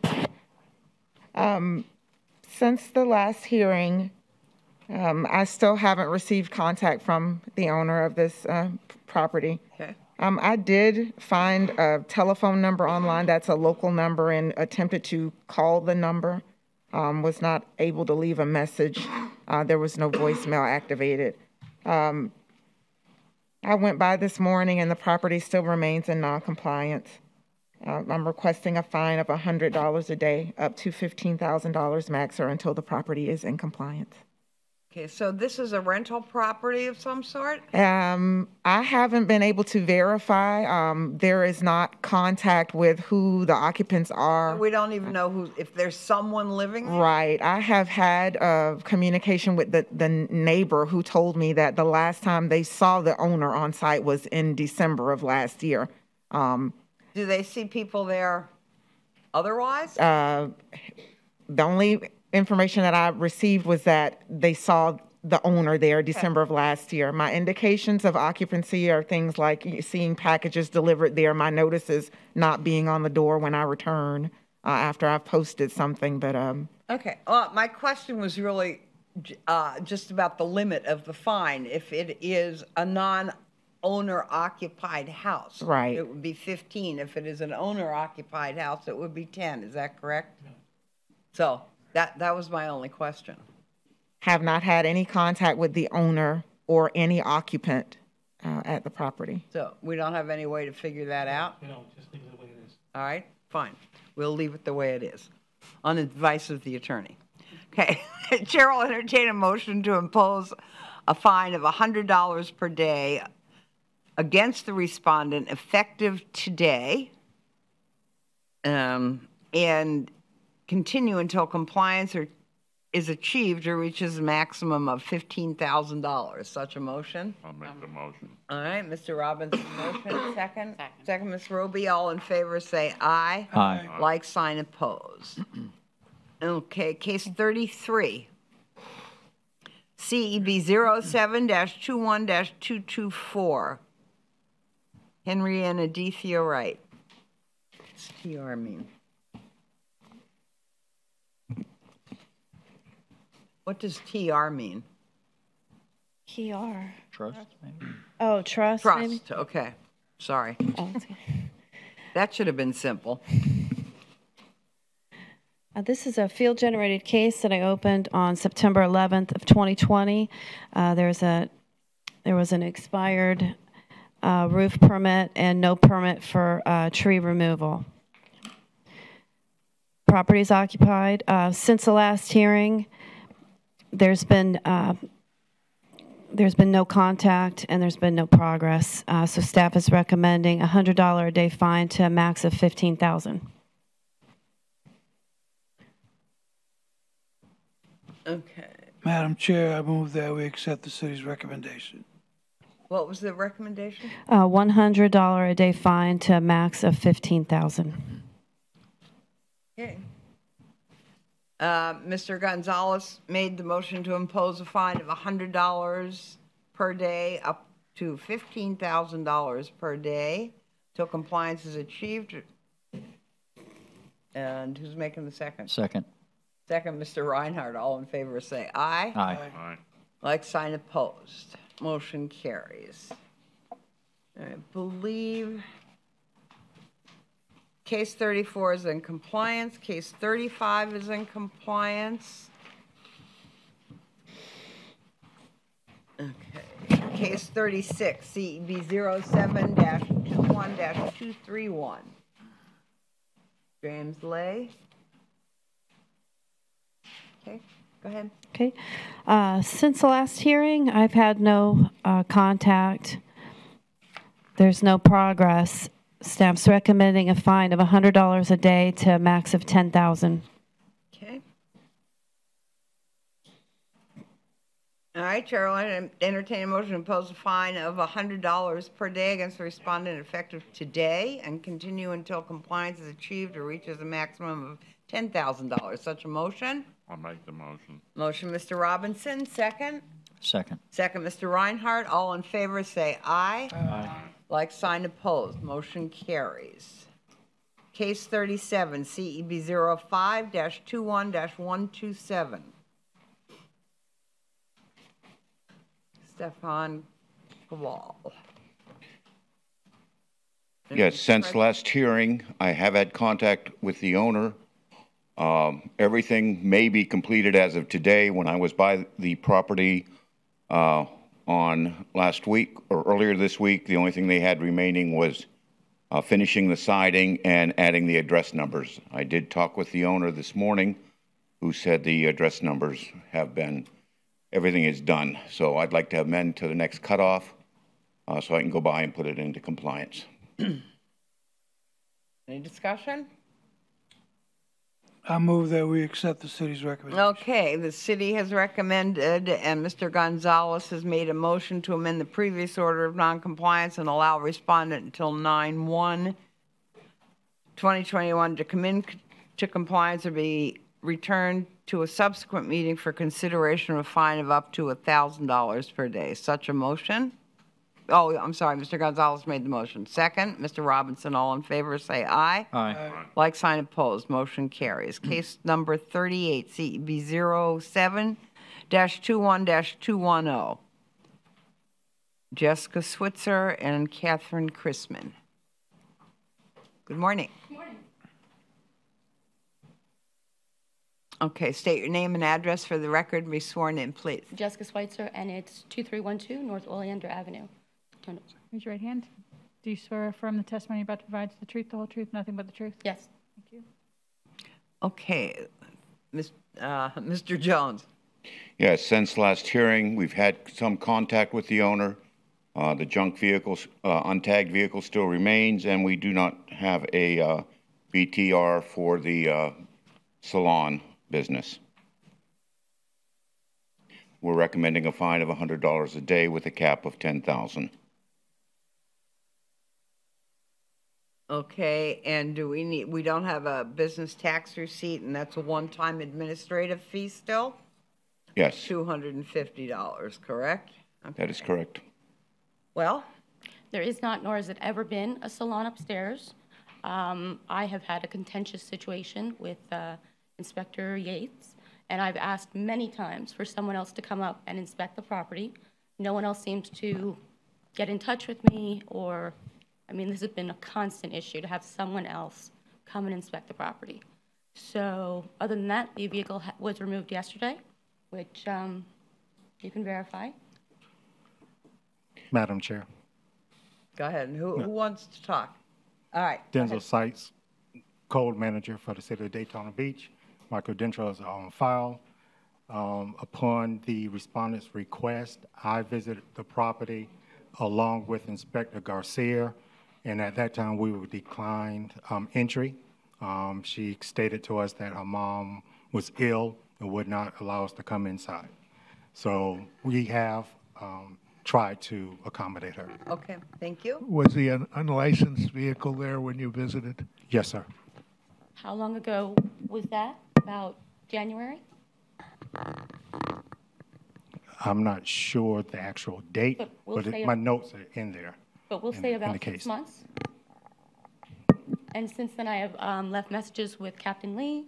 I spoke with you a couple days ago and tried to get somebody else to come up and verify compliance. And Is the vehicle there? no, sir. Is what? The vehicle's no longer there. It was taken away yesterday. Yesterday? Yes, sir. Why did you wait that long? I was in the process of trying to sell it, and finally I did. Also, my sister, she passed on the 23rd of last month, and I've been going down back and forth to South Florida to take care of her. So it has not been a priority to deal with the vehicle. But no, there had never been at any time a salon there. Are you willing to allow staff to make an inspection? Anybody but Yates, Inside, absolutely. Yeah. Absolutely. If I could clarify something, I Go believe ahead, there's, Mr. Jones. on some of the second and third slide, the reason this case was opened was because of a police report that the owner called the police department because she had had a break-in to her salon. And if you look on page, which she's, this is part of the police report. If you go to the second page, if you can enlarge that for us, this is what her complaint was, that she was afraid that some of her customers knew that she kept cash on hand and possibly a handgun in her beauty salon. That is why we opened the case for no BTR. And we have not been able to verify whether there's a business going on in there or not. This is pretty clear evidence that you called it a salon. No, I never called it a salon. Jessica. I said clients, and that was What? back in, I said that when COVID happened, I closed my salon before. I may have taken 2 or 3 people, but it was not a salon. There was no advertising. There was no, parking coming and going. It was just taking a few clients before I gave away my clientele. So, and there's also a conflict of interest with Officer Petty. So he's the one who took the report. So, all right. I'm going to stop you. I don't. So, you seem to have problems, people that are coming to do their jobs. What is the issue with that? Why do you have a problem with Officer Petty? Because he's related to my neighbor, who is a constant issue. He's the one who calls on different things, and we've just had a problem. I'm sorry, I'm outspoken, and I don't always get along with anybody or everybody. Madam So, Sir Petty's the officer assigned to that zone, and he was summoned to that location for the report at her request. the report for the break-in, yes, but not particularly Officer Petty. So I didn't know that he was family of the, the neighbors that I have a constant conflict with. Madam Chair, if I may, Anthony Jackson, attorney for the city. This case is up for imposition of a fine. There's already been a finding of noncompliance. So the real question is, once there is a finding of noncompliance, the burden shifts to the respondent to show that they have complied. Because there is a finding of noncompliance, the respondent needs to show that she's compliant. And up to this point, that has not happened. Correct. And that's the reason we're asking for a fine. I don't know where we go from here, but she is not. Well, I mean, it seems to me we have a couple choices. We can amend the previous order of noncompliance and give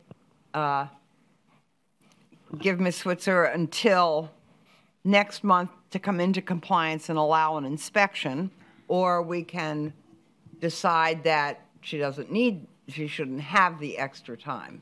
So that's all up to the board. So let's have a little discussion here, because that's all really that's left to talk about, right? Yes, ma'am. Okay. May I? I'd like to make the motion that we give her the amend to the next cutoff so they can go in and inspect that there is no salon there. And, I would second that. Is that what you? I would second that. Okay. She says she would like. Right, all right, so we have a motion from Ms. Roby to amend the previous order of noncompliance and allow respondent until 9/1/2021 to come into compliance and be returned to a subsequent meeting for consideration of a fine of up to $1,000 per day until compliance is achieved. So we have a motion and a second by Mr. Gonzalez. I have a question. Question. Yes, sir. Wouldn't it have been, I don't know what the word would be, when we asked you if you had a salon there and you said no, wouldn't it have been expected that you would say, I used to have some kind of thing there and I don't have it now, instead of just saying there's no salon there? Wouldn't that have been a lot easier? Wouldn't you like that from other people if they ask you a question? I feel that my answer was more appropriate. I understand what you're saying, but there never was a salon there. You did hairstyling there, and you had clients. You already said that. So whatever you want to call it, a salon, I assume you were charging, so that made it a business. 3 people. Yes, no. Yeah. Okay, fine. Okay. There was what you might consider a salon there. My apologies for not stating that clearly, but I have been speaking. I've left messages with Captain Lee. All right, well, we've just given everybody, we haven't yet. We're going to vote on whether to give everybody an extra 30 days to get inspected, get your business tax, if there's a business there, to get that, whatever. Yes, ma'am. Get everything into order. So maybe you won't have to come back here again. Madam Chair, Yes, sir. can I make a request for the city is that maybe you guys reconsider this to be an auto fine situation. A what? This is an auto fine situation where you set a date that they need to have the inspection done and the fine starts then. And the reason why is that this case has gone on since November of last year, and this is a situation that should have and could have been remedied in probably about 10 days. So we're way, way, way past that mark. And that's why I would say if you guys just set a date where she can comply with that inspection, we can check off that there's not a business being operated out of there, the car's been corrected, we can all move on from here and everybody can be in compliance and there doesn't have to be a fine. But if that doesn't get done quickly, then a fine would start on that, whatever date you set. I would accept the friendly amendment as stated by Captain Lee. Would you? I don't have a problem with amending it to, 10 days. Is that good, Captain Lee? I mean, that's good All right, for the so city. what we're doing. I would ask her what. All right, we need to state this very clearly. What's on the floor now as a motion was to amend the previous order of noncompliance and allow respondent until next month to get in compliance. So someone either needs to amend that, and Mr. Gonzalez, you would like to amend your motion? Yes. Okay, and you would agree to amend, okay, the second, to include, now, can you clearly state what you want to include? That she gives the city permission to come and inspect the property inside. Well, that's, okay, that's a given, okay? And the city should have the ability to inspect the property within the next 10 days. Well, then we're not giving her till next month. I'm talking about the inspection. No, that's not, then we're not giving her, just wait, let us work this out. We're not giving her till next month if it's 10 days. So we have to make this clear and specific.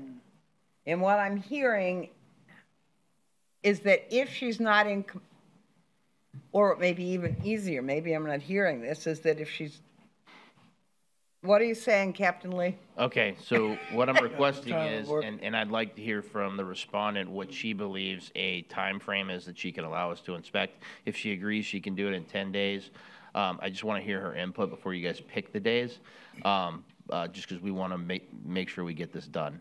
But the whole point is, whatever date you set, if the inspection is not done by that date, then a fine of $100, did you say, what was it? A fine of $250 one time would go into effect. 250, that's an administrative fee if they find there's a business there. It's $100 a day fine. And a $100 a day fine would start at that day as well for the unlicensed vehicle. Well, the only, if just one correction, I guess it would be the 250 administrative fine. Well, at this point, it hasn't been determined that the vehicle is in compliance either. So right now, everything's still in non-compliance. She indicates she took care of it yesterday. So yeah, it would still be the $100 fine. Okay, so I'll amend my motion to,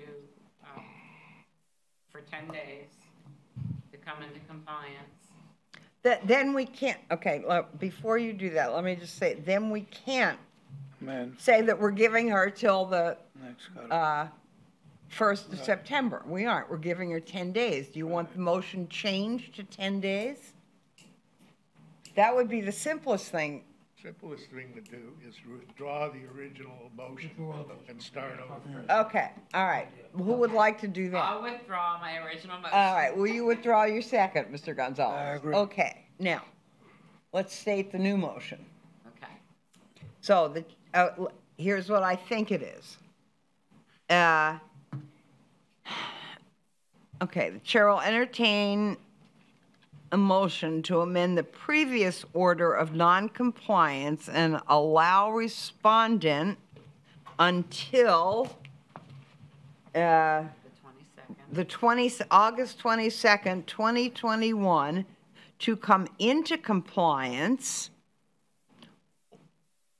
or a fine will be imposed of $100 per day starting on the 22nd of August and continue until compliance is achieved. And further orders that if the respondent is found is not in compliance, pay a one-time administrative fee or no? Do I need to add that? No. Yes?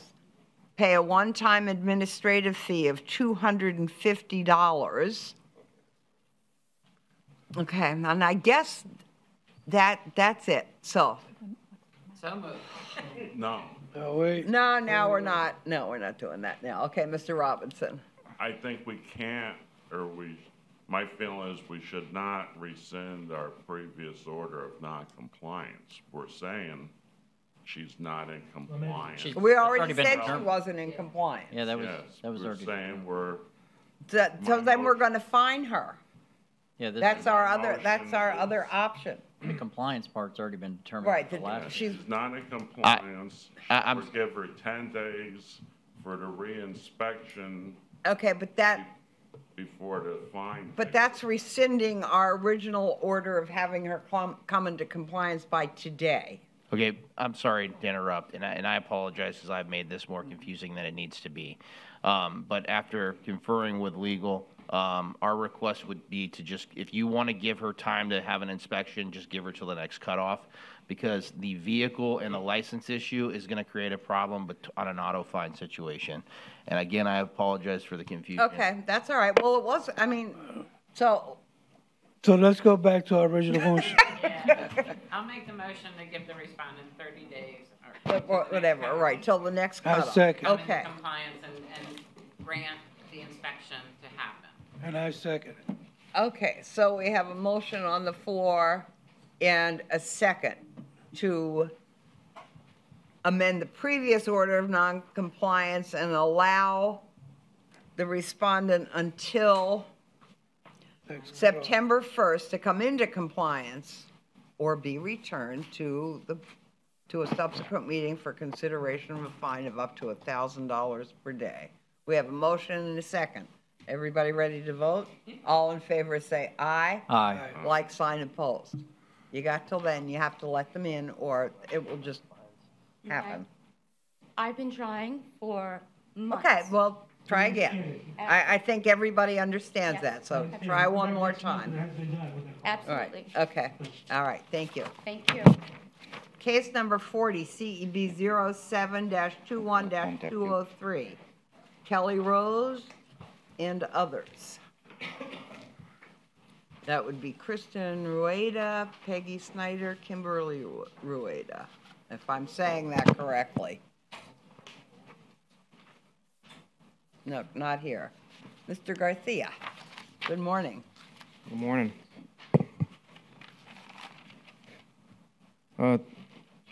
308 Daniel Garcia, inspector with the City of Daytona Beach, credentials on file. Since the last hearing, I have had contact with the owner, and staff's requesting to amend to the next cutoff. What she did was she did cut the grass, but she put all this debris and everything on the right of way. She never had anybody pick it up. And then also there was some outside storage that was left out. And when she was going to get that, remove it, her sister had passed away, so she had to leave town and came back. And All right, well, was there more there than just yard debris? yeah, there was some bricks, a Yeah. pile of bricks that was That's- piled up there. And Okay. All right, Chair will entertain a motion to amend the previous, and why are you giving her extra time? She had went out of town because of the death of her sister and came back, and now, yeah. The Chair will entertain a motion to amend the previous order of noncompliance and allow respondent until 9/1 to come into compliance and be returned to a subsequent meeting for consideration of fine of up to $1,000 a day. I'll make the motion. Mr. Robinson made a motion, a second. Second. Mr. Reinhardt, the second. All in favor say aye. Aye. Like, sign, opposed. Case 41, CEB 07-21-204. Regina Boughton. Okay. Since the last hearing, I have had contact with this owner and also spoke to CEO Lori Galaldi with Habitat of Humanity, and they now have a survey that was just completed, and they also have a contractor, and they're going to be applying for permits to get this wall taken care of. So we're amending to the next cutoff. All right. Any questions? Chair will entertain a motion to amend the previous order of noncompliance, allow respondent until September 1st to come into compliance, be returned to a subsequent meeting for consideration of fine of up to $1,000 a day. Motion, Ms. Roby, is there a second? Second. Second, Mr. Reinhardt. All in favor say aye. Aye. Like, sign, opposed. Case number 42, CEB 07-21-205, Barbara McMillan. Since the last hearing, I have had no contact with the owner and no progress has been made. So with that said, staff's recommending a fine of $250 a day, capped at $15,000. 50 a day? 250. Oh, 250 a day. Okay. Can we see some more pictures? See how- I didn't have Okay, another that's one, all right. but That's okay. That's the July 29th, and I just wanted to see how much I mean, that's the one where the porch is all kind of yeah, it's falling the down. spindles all around the Yeah. top Okay. railing, and Okay. grass All right. is overgrown, peeling paint. Okay. Chair will any questions? Can I zoom in? There you go. That's the one I remember from last time. Yeah, okay. Okay. Chair will entertain a motion to impose a fine of $250 per day against the respondent effective today and continue until compliance is achieved or reaches a maximum of $15,000. I'll make the motion. Mr. Robinson makes the motion. Is there a second? Second, Mr. Gonzalez. All in favor say aye. Aye. Like, sign, opposed. Motion carries. Really too bad about that house. 43, case number 43, CB 07-21-207, Myrtle Burton. Since the last hearing, I've had no contact with the owner, and there has been no progress. and staff's recommending a fining of $250 a day, capped at $15,000.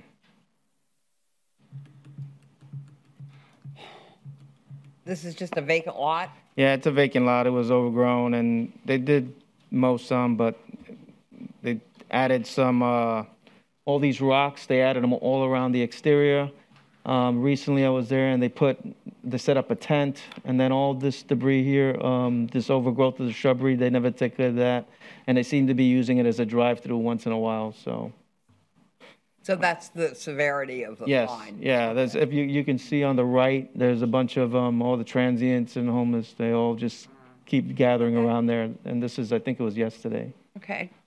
I move that we accept the city's recommendation. All right, we have a motion from Mr. Gonzalez to accept the city's recommendation of imposing a fine of $250 per day against the complainant, up to $15,000 a day, $15,000, and continue until compliance is achieved. Or is there a second to that? I'll second. All right, second, Mr. Robinson. All in favor, say aye. Aye. Like sign opposed. Motion carries. Okay, case 44, CEB. Came in compliance. That's in compliance. Yesterday. Okay, case 45. Mr. Harrington. Mr. Harrington had the one. All right, and Mr. Harrington has left for this, for the time being. We still have quorum. Case number 45, CEB 07-21-215, Douglas Brown. Mr. Sensen, what can you tell us? Good morning. Since the last hearing, I've had no contact with this property owner. There has been no real change in property status. The city is asking for the imposition of a fine of $100 per day to be capped at $10,000. All right. Chair will entertain a motion to impose a fine of $100 per day against the respondent effective today and continue till compliance is achieved or reaches a maximum of $10,000. Such a motion? Okay, Mr. Robinson made a motion. Second. Second. Second, Mr. Reinhardt. All in favor say aye. Aye. Like sign opposed. Motion carries. Okay, 46 is in compliance. 47, CEB 07-21-217. Roy Helton. I believe he's deceased, but last time his wife and daughter lived there. Are they here now? No. No, okay. Since the last hearing, I've had one phone call from the wife. They have made substantial progress. However, there's still violations that are uncorrected. She advises that she intends to sell the property. She didn't give a timeline at all. So the city would like to ask for the imposition of a fine of $100 per day to be capped at $10,000.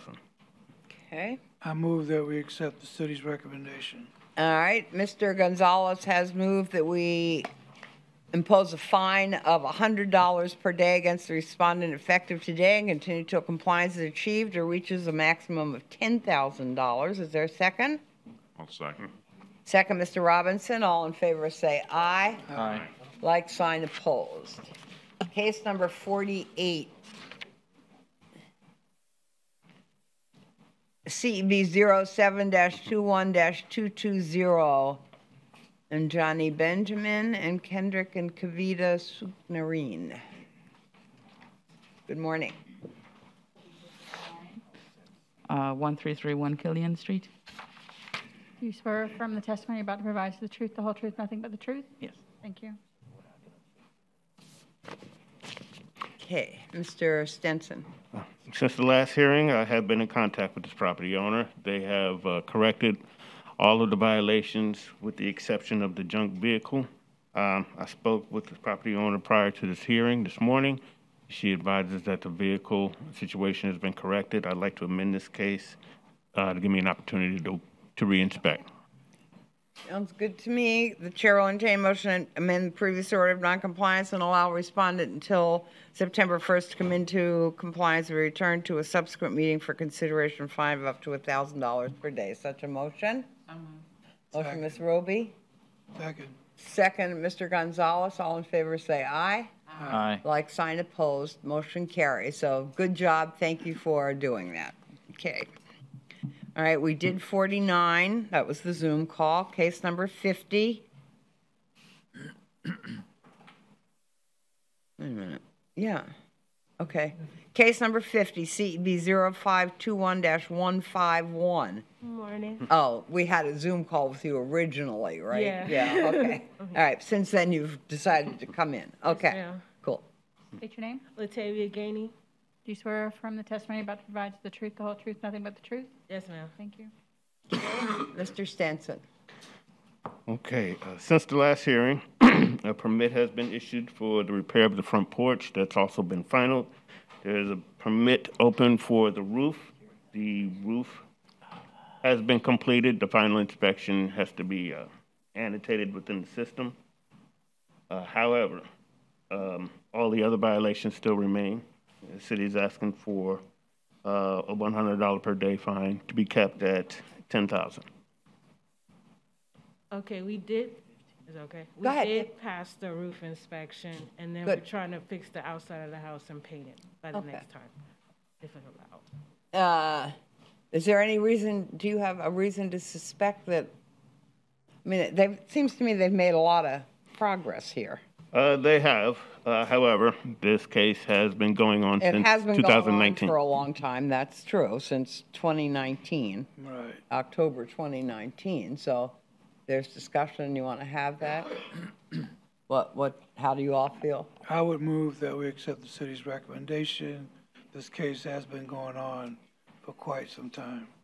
Is there a second to that motion? To Second. impose a fine? Can I say something, please? Yes, hold on, so we've got a second. Yeah, I'm gonna we have a second from Mr. Reinhardt. We'll let you say what you need to.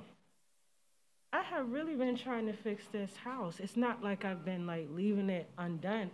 We did pass the inspection for the porch and we did pass the inspection for the roof, and we're still making changes.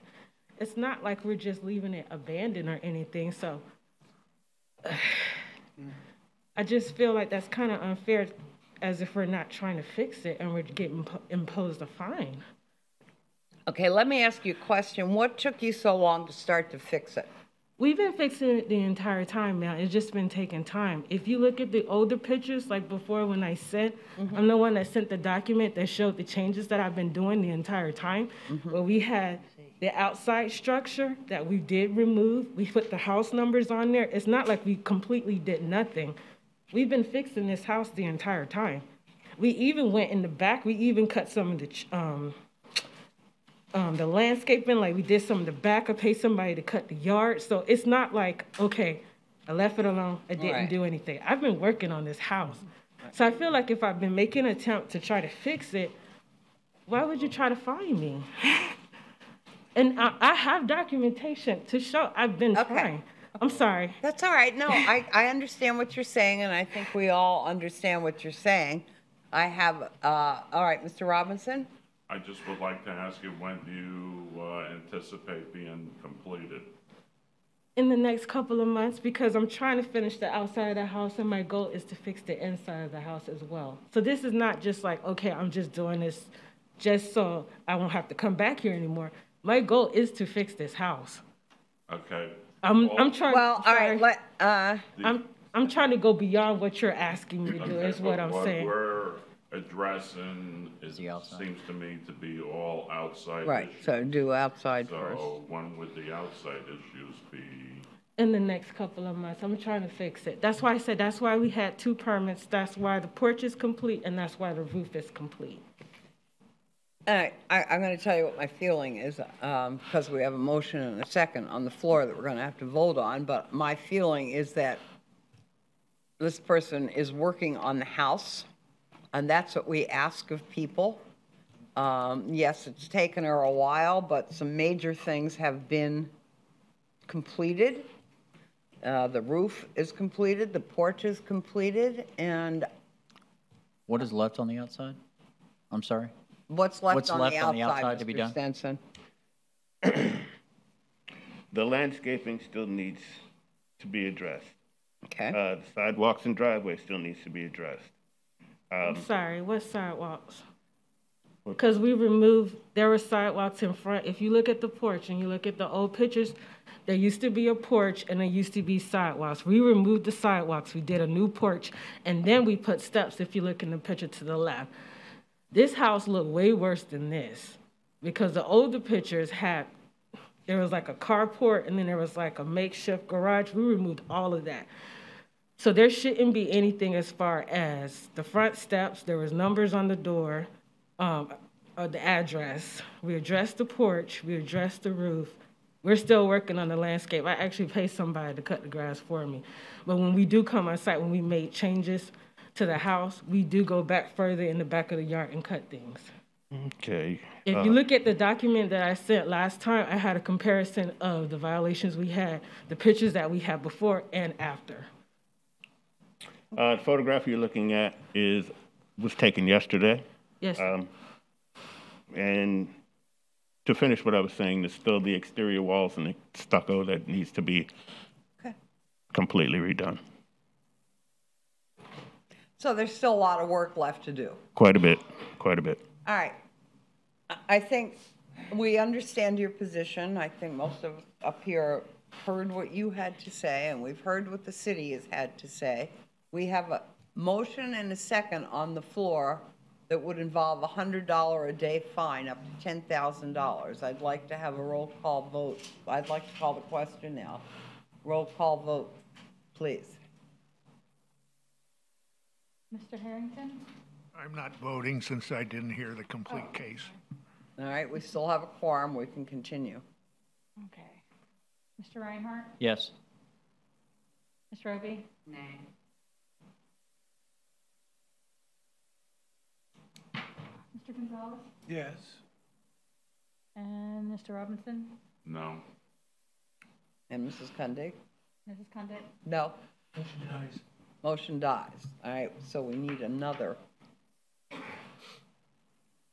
I'd like to make a motion to amend to the next cutoff to see what you can accomplish and try and get it resolved and done, since our main goal is to make the area more beautiful and not fining people. I'll second that motion. Okay, Ms. Roby has made a motion to amend the previous order of noncompliance and allow respondent until 9/1 to come into compliance to be returned to a subsequent meeting for consideration of a fine of up to $1,000 a day. And Mr. Robinson seconded that. All in favor say aye. Aye. Like sign opposed? Opposed. Opposed. All right, let's have a roll call. Mr. Reinhardt? Nay. Ms. Roby? Yay. Mr. Gonzalez? Nay. Mr. Robinson? Yes. Ms. Condit? Yes. Motion carries. So just keep working on it as hard as you can, because there's obviously some division up here about, you've had, and I think the quandary is that you've had a long time to do this, and yes, you're working now, but we need to get it done. The outside, just ask Mr. Stenson exactly what you need to come into compliance, because it doesn't say anything about the inside, No, I said the inside because I'm trying to Yeah, state well, you do that my after whole getting thing compliant. is to Okay. fix the house. All and right. actually, in the beginning, I have been working because I probably pulled 3 permits. The first permit was to tear the outside storage part, which I did do. Okay. And I did that, I think, back in 2020, in the beginning of the year. Okay, well, we'll, right now, you're Yes, good to ma'am. go for a while, so just get as much done as you can, okay? We I- already voted. I All right, appreciate it. Thank you. Case number 51, CEB 06-21-170, Margaret Lowe. Okay, Mr. Stenson.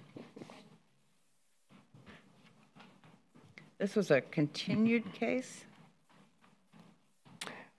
What is- Yes, since the last Did I- hearing. Did I write that down? So it's continued. Okay, all right. Since the last hearing, the cited violations have been corrected by demolition. Oh, it was demolished? Correct. Okay, all right. So what does that mean now? We're all there? Property's in compliance. We're all done? Okay. In compliance? In compliance? Compliance. You need to take a motion to do something, it's on the agenda. Well, Motion to close. do we need a motion to close this case or motion to, or Yeah. or do we just need the code, just need Mr. Sensen to say it's in compliance? Okay, he just said it was in compliance. Property is in compliance. Okay, same thing. Okay, let's move on. All right, case 52, CEB 06-21-171. Crisilda Shazada. No show, okay? The property is compliant, 7-8. 7-8 compliance, cool. Case 53, CEB 06-21-178, Robert Hargrove. Anyone here? No? Okay.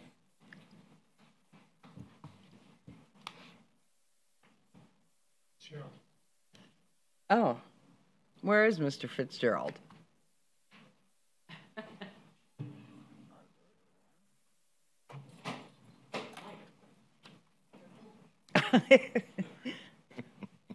Well, since he's got the next few cases, we got to wait for him. Okay.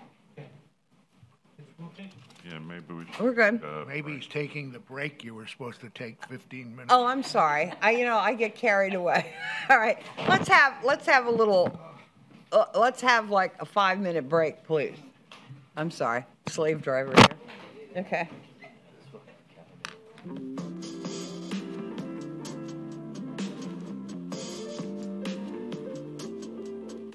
Order will be case number 60, Jacqueline P. Davis, Jacqueline P. Jackson. Is that the case? Okay, CEB 06-21-185. What number is that? On page 17, case number 60.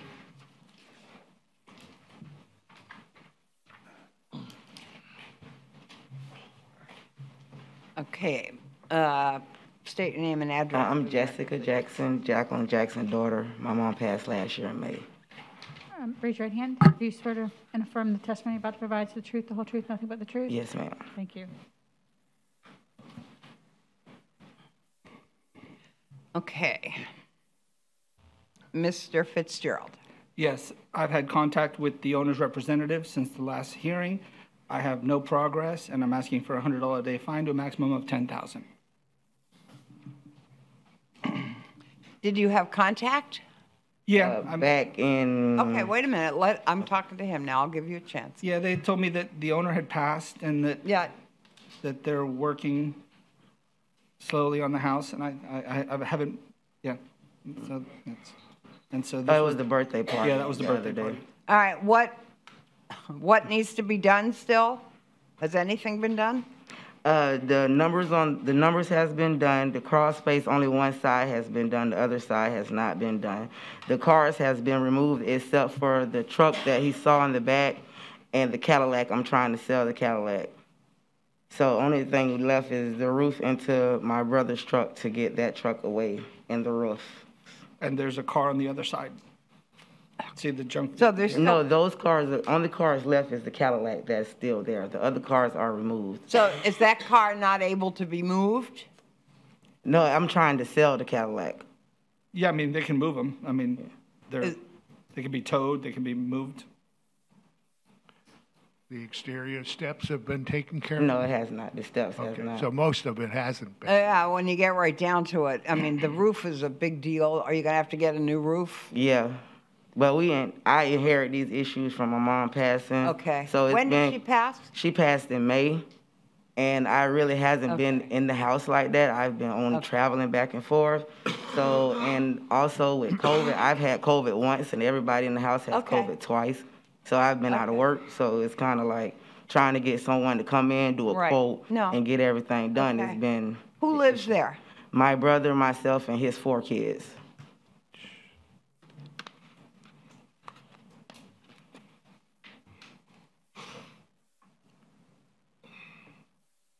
And they had the 1-year-old birthday party Saturday. Yeah, that's okay. So is your brother going to contribute to the costs? Yeah, he's the one who had to get all those cars out the yard because most of them was his.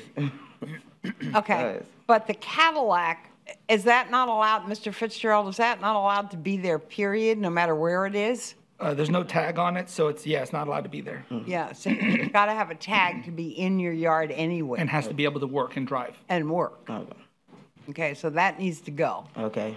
All right, what's everybody feel about this? The city's asked for a fine. How long do you think it'll take you to get this done? To be honest, the roof, I have no idea because I've called like 3 different people to try to get quotes to come out and stuff, and they all had waits and waits to get things done. So honestly, I don't. But there's other stuff you could work on, correct? Yeah, I can get the Cadillac moved, and I tried to get someone to put a staircase there, but whenever someone comes, it's always, oh, I can't do it. I don't know this. It's not. It's always something whenever we're trying to get things fixed. So I really don't have an estimate. The stairs, what's missing is the handrails. Yeah, the handrail came down when my grandfather had dementia, and the VA came and they put a big steel rail there, and they knocked that down. And then the city came and said we had to remove the steel rail because he was no longer living. So when they moved it, it was just left like that, and my mom never did nothing with it.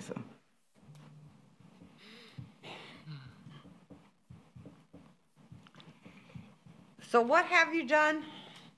Only thing we've had done is move the cars and put the rails up and do this half of the crawl space, and that's about it. What needs to be done in the, is this the one with the lattice? Yeah. It's the roof, and that side of the house still has, the things are there, they're just not put up. Yeah, okay.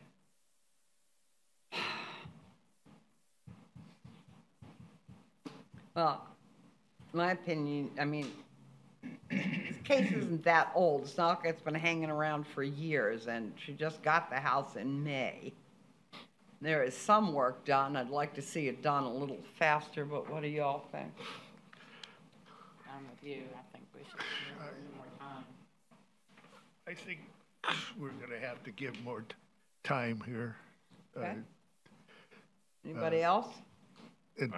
At least until we establish some kind of record as to how they're, right now the progress is spotty. Let's look and see, maybe 60 days. It's not going to get done in 30 days, we know that. Right. Mr. Robinson, not with the roof. The roof is what's taking the longest. My thoughts are the same, that, you know, it's not that old a case, and I'm not inclined, I'm not happy to see us impose a fine so quickly. I would like this, if we're gonna impose a fine, because a long time has passed and people. And things have been ignored. Exactly, Right. so. I mean, we can, sometimes when they're really bad, we can impose a fine instantly if it's really bad. Mr. Fitzgerald? But if people show something. Is the roof gone, or is it a repair job? I couldn't answer that. You can see sort of in the back on the other side, and that's pretty good shape on that side. But see how the green stuff is growing out of it? That's something growing on the roof? Yeah. My mom had someone before I came. She had somebody come and redo the sides of it, and they didn't put the drainage for the side. So the house is the roof is holding water. It sounds like the city gone. I do need to just add that the inspector here today has testified that there's been no progress since the last hearing. So going 60 days out is just not something we're interested in. Okay. Obviously, the decision is yours, but there's been no progress since the last hearing.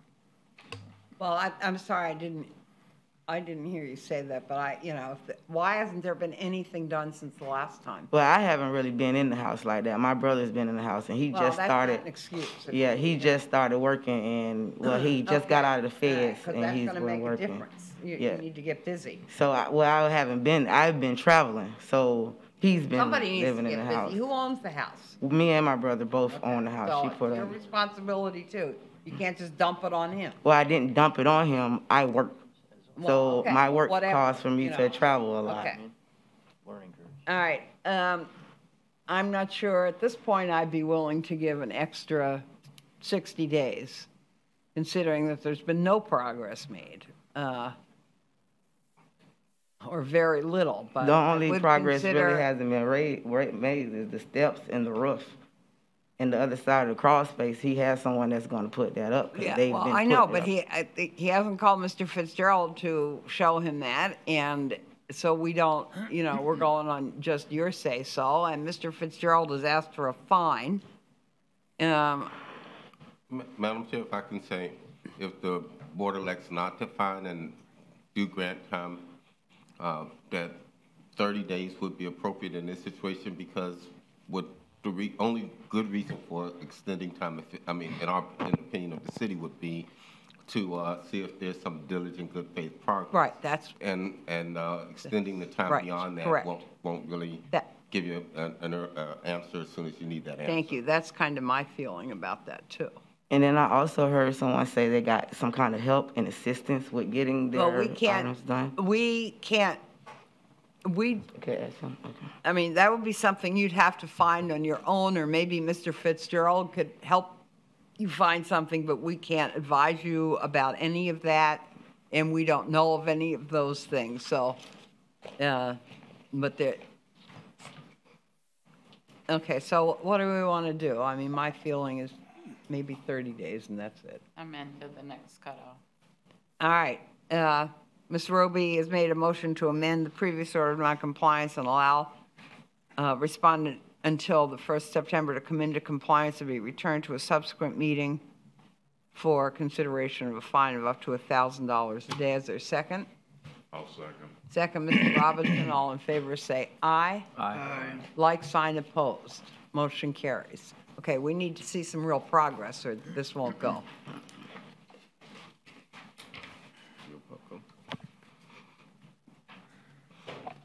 Okay. Case number 61, CEB 06. Go back to do the. Huh? We got to go back. Oh, I'm sorry. We do have to go. Where were we? 53. All right, which is on page 15. CEB 06-21-178, Robert Hargrove. Okay, go ahead. Since the last meeting, we've had no contact, and I haven't had much progress. The fence is still broken. There was beer cans out there. I'm asking for $150 a day to a maximum of $15,000. Okay. Any questions? Chair will entertain a motion to impose a fine of $150 per day against the respondent effective today and continue until compliance is achieved or reaches a maximum of $15,000. So moved. Second. Who motioned? You made Mr. the motion. Reinhardt? And I second. And Mr. Gonzalez. All in favor say aye. Aye. Aye. Like sign opposed. Motion carries. Case 54, CEB 06-21179, Janice Pickens. Okay.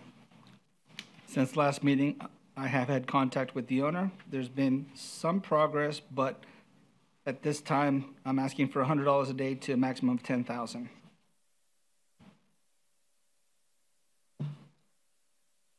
And by I mean progress, they pulled a permit for the fence, but the fence they're putting up. Okay, and there's the roof, okay, never mind. And this case has been going on since, I make a motion that we accept the city's recommendation. all right. Mr. Gonzalez made a motion to impose a fine of $100 per day against the respondent effective today and continue until compliance is achieved or reaches a maximum of $10,000. There's a second?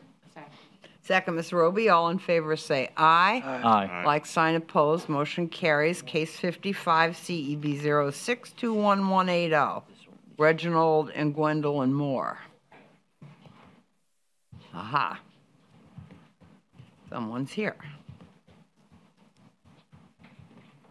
Please state your name for the record. Abdul Ben Israel. It's my uncle and my aunt. Sorry, what's your name again? Abdul Ben Israel. Spell your last name? Emil. Ammmiel. First name Abdul Ben Israel. Ah. Okay. I'm just going to call you Mr. Emil. It's fine. Raise your right hand. Do you swear or affirm the testimony you're about to provide is the truth, the whole truth, nothing but the truth? Yes. Thank you. Okay, Mr. Fitzgerald. Yeah, since the last meeting, I have had contact with the owner, Mr. Moore. We've discussed, they're working on the house, they've hired someone, and this is the old pictures. You'll see where they're up to about this time, and I'm asking to amend to the next cutoff to give them a little bit more time. What would you like to tell us? It looks like some work's getting done, right? Yes, ma'am. I'm going to have paint it in the next week. I'm putting new screens in. I'm getting fascia boards put in, and I'm going to do like new windows, like one at a time. Okay, yeah. But Okay, it looks like if Mr. Fitzgerald's satisfied with you're making progress, just keep making it. Okay. Okay? Chair will entertain a motion to amend the previous order of noncompliance to allow respondent until 9/1 to come into compliance to be returned to a subsequent meeting for consideration of a fine of up to $1,000 per day. Is such a motion? Motion, Ms. Ruby. Is there a second? Second. Second, Mr. Robinson. All in favor, say aye. Aye. Like, sign, opposed. Motion carries. Okay. September 1st? Yeah, just stay in touch with him and let him know what's going on, okay? Okay. All right, now we are on case. Oh, we're making up for all these cases when you were gone, right? This means all these people had an extra month, right? They did. Okay. Case number 56, CEB 0621181. Eula Sylvester and Howard Sylvester. Case number 56. Case 56 on page 16621. The case number is that's not you. Okay. Hey, don't, sir. Good morning. Good morning. Howard Sylvester. Raise your hand. Do you swear or affirm the testimony you're about to provide is the truth, the whole truth, nothing but the truth? I do. Thank you. Okay, we'll let Mr. Fitzgerald talk.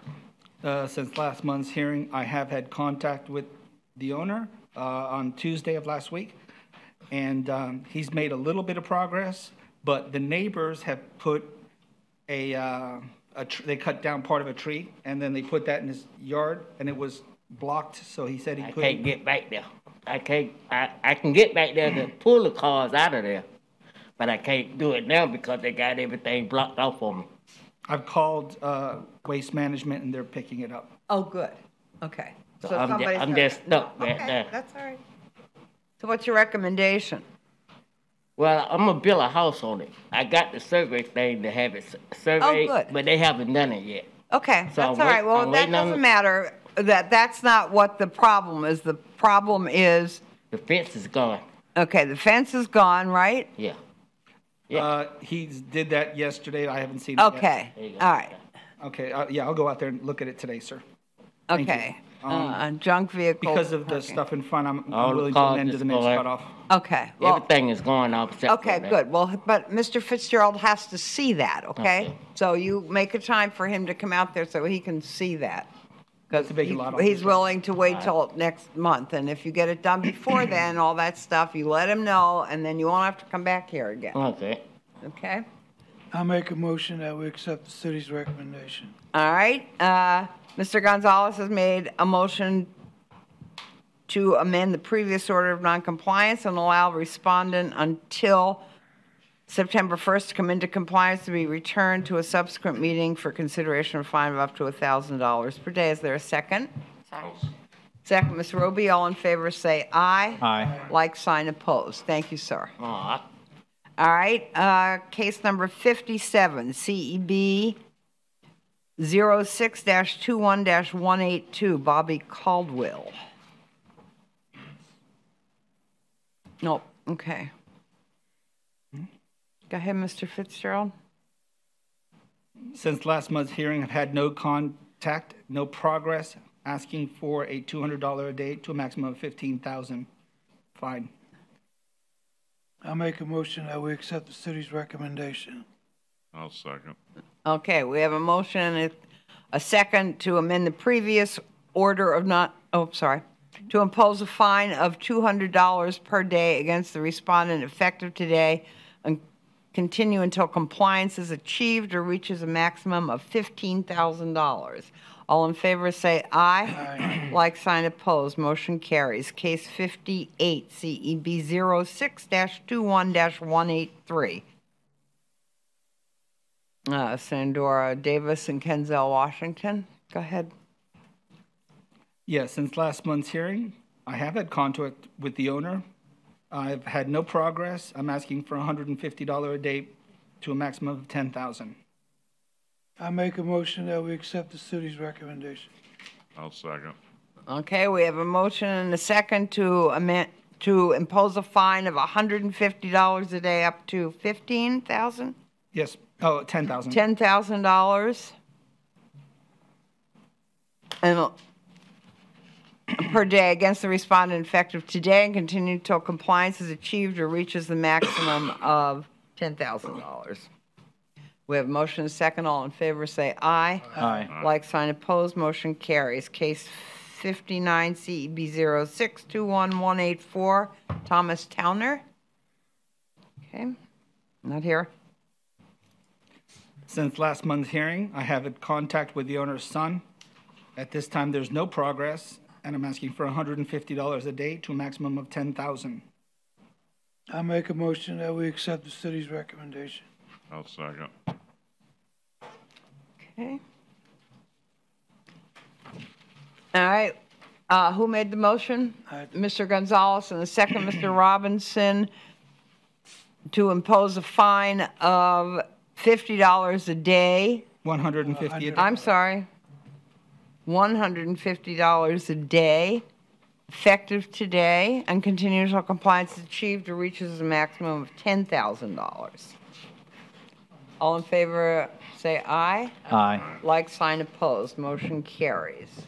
Okay, we did case 60. We're on case 61, CEB 06-21-187, Nacho Brooks. And this is still Mr. Fitzgerald and Alexander and Veronica. Anybody here? Yes, I'm here, Veronica Brooks. I'm the lady in the wheelchair, ma'am. Oh, okay. All right, thank you. Okay. Since last month's hearing, I have had contact with the owners. I find very little progress. Oh, sorry? Hello, yeah, she needs to be sworn in. I'm sorry. Sorry. Yes,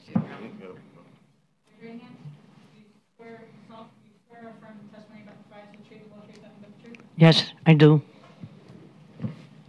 That picture, it was when we were trying to fix that, the gazebo, ma'am. That's not now. Okay. My name is Veronica Brooks. Mr. Fitzgerald. And this old picture that he said you're showing there, that's the day we were doing that, when the new guy came, like him, that he was from my area, and he asked me what I was doing.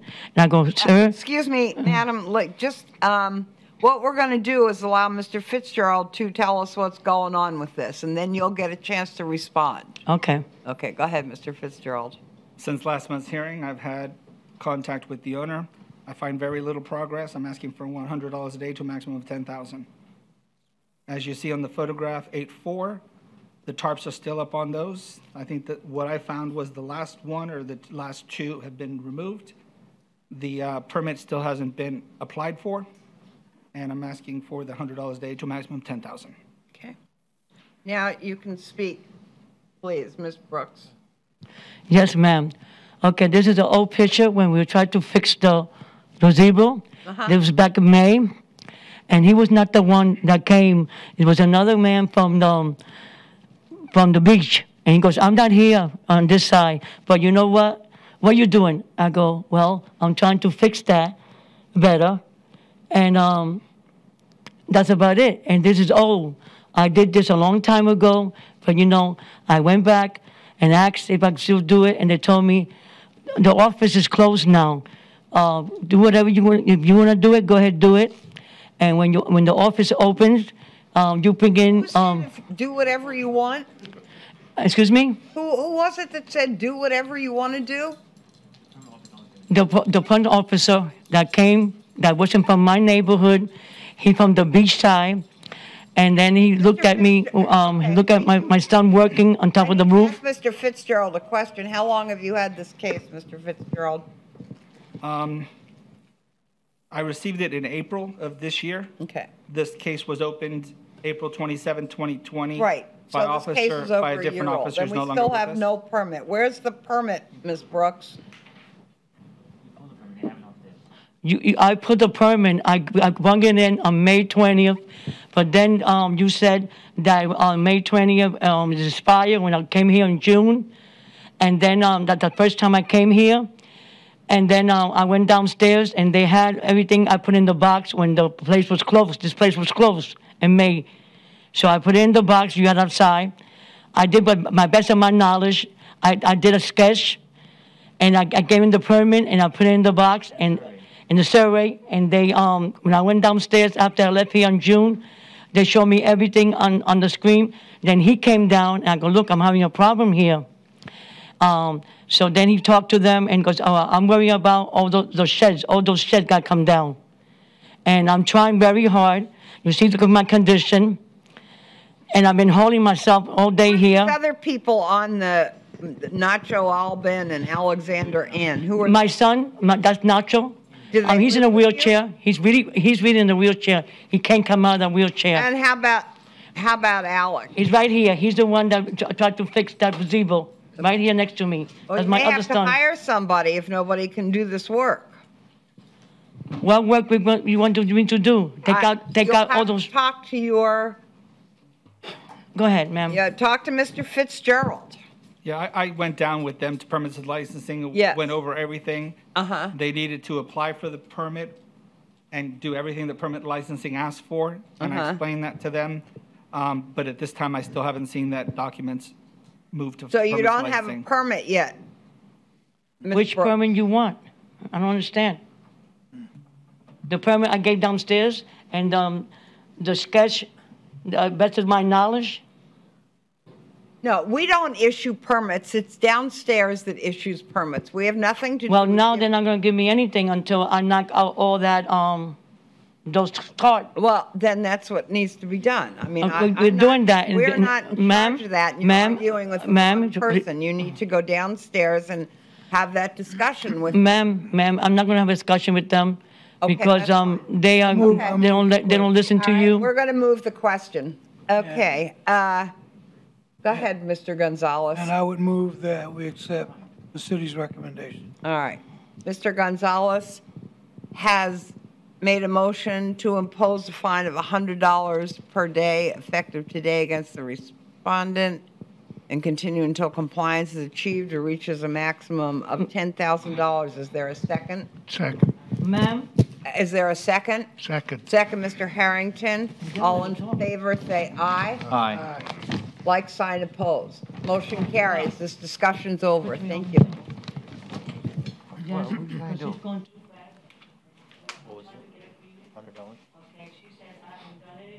All right, please take this discussion outside. We have made a motion and passed it. Can we take this discussion outside, please? I want her out of here. She's in a wheelchair. Excuse me, you're interrupting our proceedings. That's it. I have proof here that I tried to get a person to do it, but they got the virus. I'm sorry. We're moving on to case number 62, CEB 0621-188. John Smith and Desi Smith Walker, trustee. Since the last hearing, I've had no contact, no progress, asking for $100 a day to a maximum of $10,000. I move that we accept the city's recommendation. I'll second.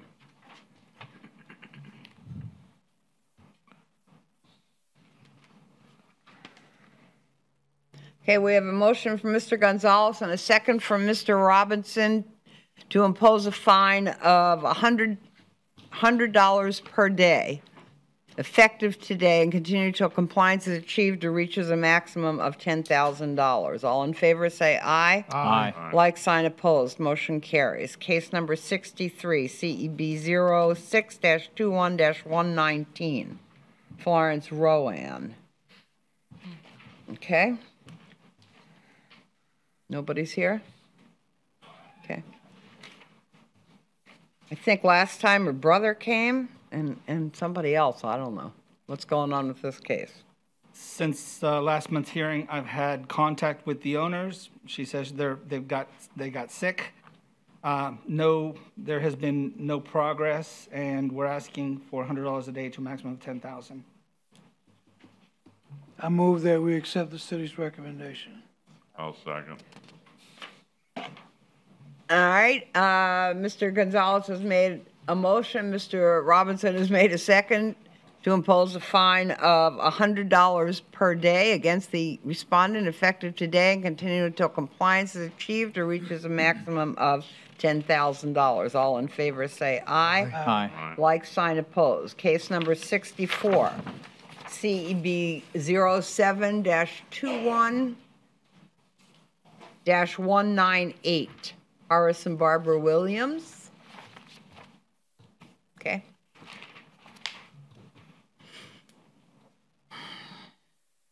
Go ahead, Mr. Fitzgerald. Since last month's hearing, I've had contact with the owner. They're working on the problem. I'm asking for amended to the next cutoff. I move that we accept the city's recommendation. I'll second. Okay, what are they working on? They have applied for a permit to add the parking to the property. Or he has applied for the permit. Okay. All right, Mr. Gonzalez has made a motion. Mr. Robinson has made a second to amend the previous order of noncompliance and allow the respondent until 9/1/21 to come into compliance and be returned to a subsequent meeting for consideration of a fine of up to $1,000 per day. All in favor say aye. Aye. Like sign opposed. Case 65, CEB 07-21-199, Alice May Jelks. There you are. Sorry, the last one. Now, you came from Titusville, is that correct? I went there this week. I be with a friend most of the time down there. Okay. Okay. Yeah, but I've been home for a couple of days. Okay. Well, state your name and address for the record and be sworn in. State your name. Alice Jelks. You swear or affirm testimony you're about to provide is the truth, the whole truth, nothing but the truth? So help me God. Thank you. All right. Since last month's hearing, had no contact. There's been minimum progress. I'm asking for $150 a day to a maximum of $10,000. You'll see the updated photos from yesterday. Okay. I have everything done. Wait a minute, hold on. I'm sorry. Hold I'm on. sorry. I'm sorry, 8-9 would be the photographs. So it was 8/9 that 8/9. photographs Yeah. are fun a couple days ago, right? Yeah. Okay, let's see the photographs from a couple days ago. Those would be them there. Okay.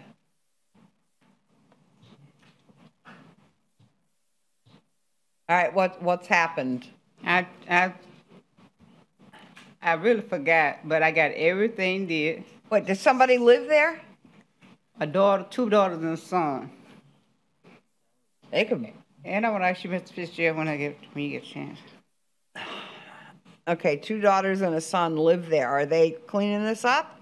Yes, ma'am. I make sure it's everything cleaned up. The tank, the gas, the tires. So is that's still there? It's gone.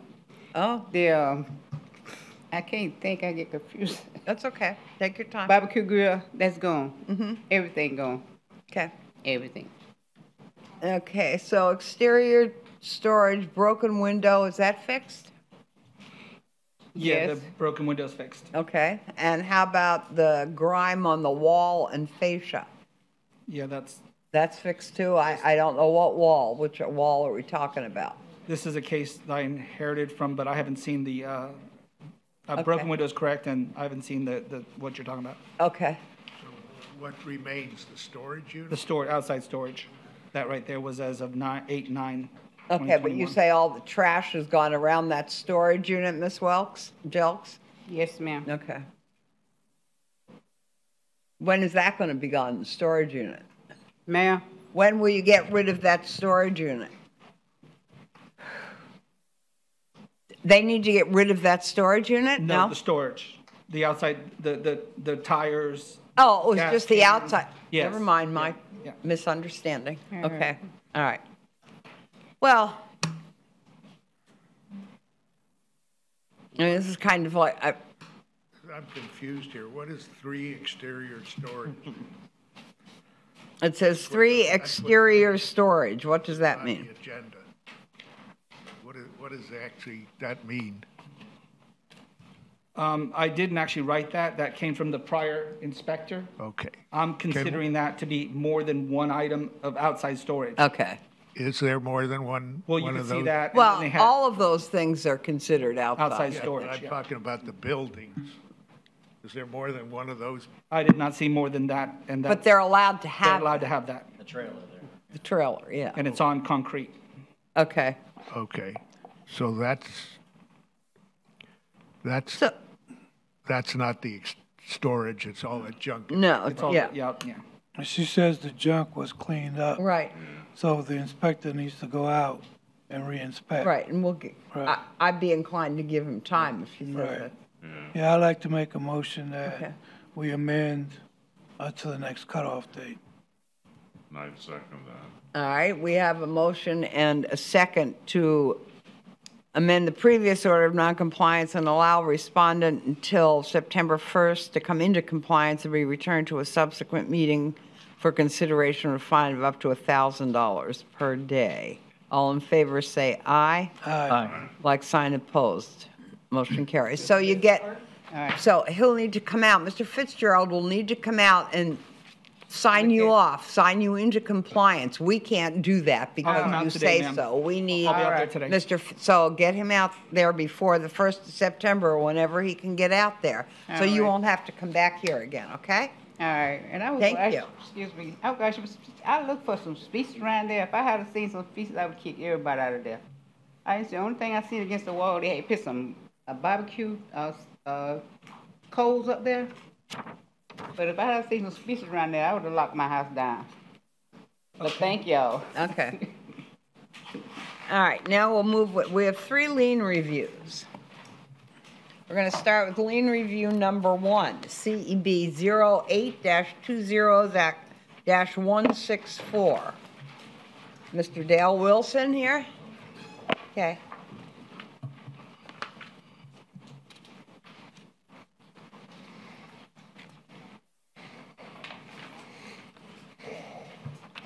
Okay.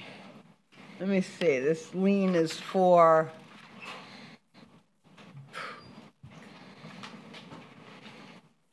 a lot of money, $20,000. Yes.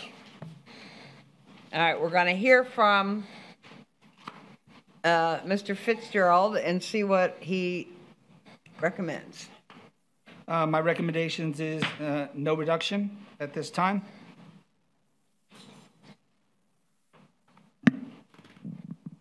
Okay. Well, let's, Madam Chair, I'd just like to add from the city's perspective that Go ahead.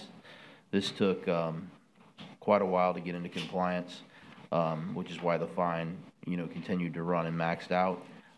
Additionally, this property, a couple times a year, is still doing unpermitted activity, throwing festivals and having the surrounding area impacted by their parking and taking over adjacent lots for parking and stuff. That's part of why the city is at the position where they're at no reduction. We have permission from everybody around us to use the parking areas that we use, so. Those, even with permission, those areas are not to be used in that manner. And everything was in compliance before the date that it was. Put in compliance. It was in compliance, Right, yes. you're saying it was, but. We tried to you get a had hold of some- Mr. Fitzgerald numerous times, and he's available an hour a day. So I get it, he's busy, but it's not, Well, it could have been just one day. I mean, this is like, that's what his voicemail says. He's got an hour a day, pretty much. Well- So, like I said, I get it, he's busy, so. I'm in the field most of the day. I'm in the correct, the we office get 1 it. hour in the But you morning. could make 1 an hour in the afternoon. appointment with you in less time then. So when do you say you were in compliance? I was in compliance when I pulled the new permits, which was a year ago. Did the permits have to be final? The permits So had you to be weren't final. quite in compliance, and that doesn't, because you have a permit doesn't put you into compliance. When I finalized out the permits, So- everything was in. That's what, right. and what is the date of that? That was October. So on October 8th, Yeah. 2020, Madam. That was when I started getting fined. When the And you say. I'm sorry, compliance was indicated July 19th of 2021. I apologize. Fines were imposed in October of 2020. Yeah. right, but I was already in compliance, like I said, in October. And you tried to get in touch with Mr. Fitzgerald. Did you leave him a message and Yes. say you needed to be put into compliance because Yes. you were under a fine? Yes, And yes. he just ignored you. I'm The- expected to believe that. I'm not saying that he ignored me. I know he's busy. I mean, I know that, you know, The permit was not finalized for the, I believe you're referring to the shed permit? yes. Okay, it wasn't finalized until May 28th of 2021. Which one? Because there was a couple of permits there. I think. This is for the 3 utility sheds? Okay.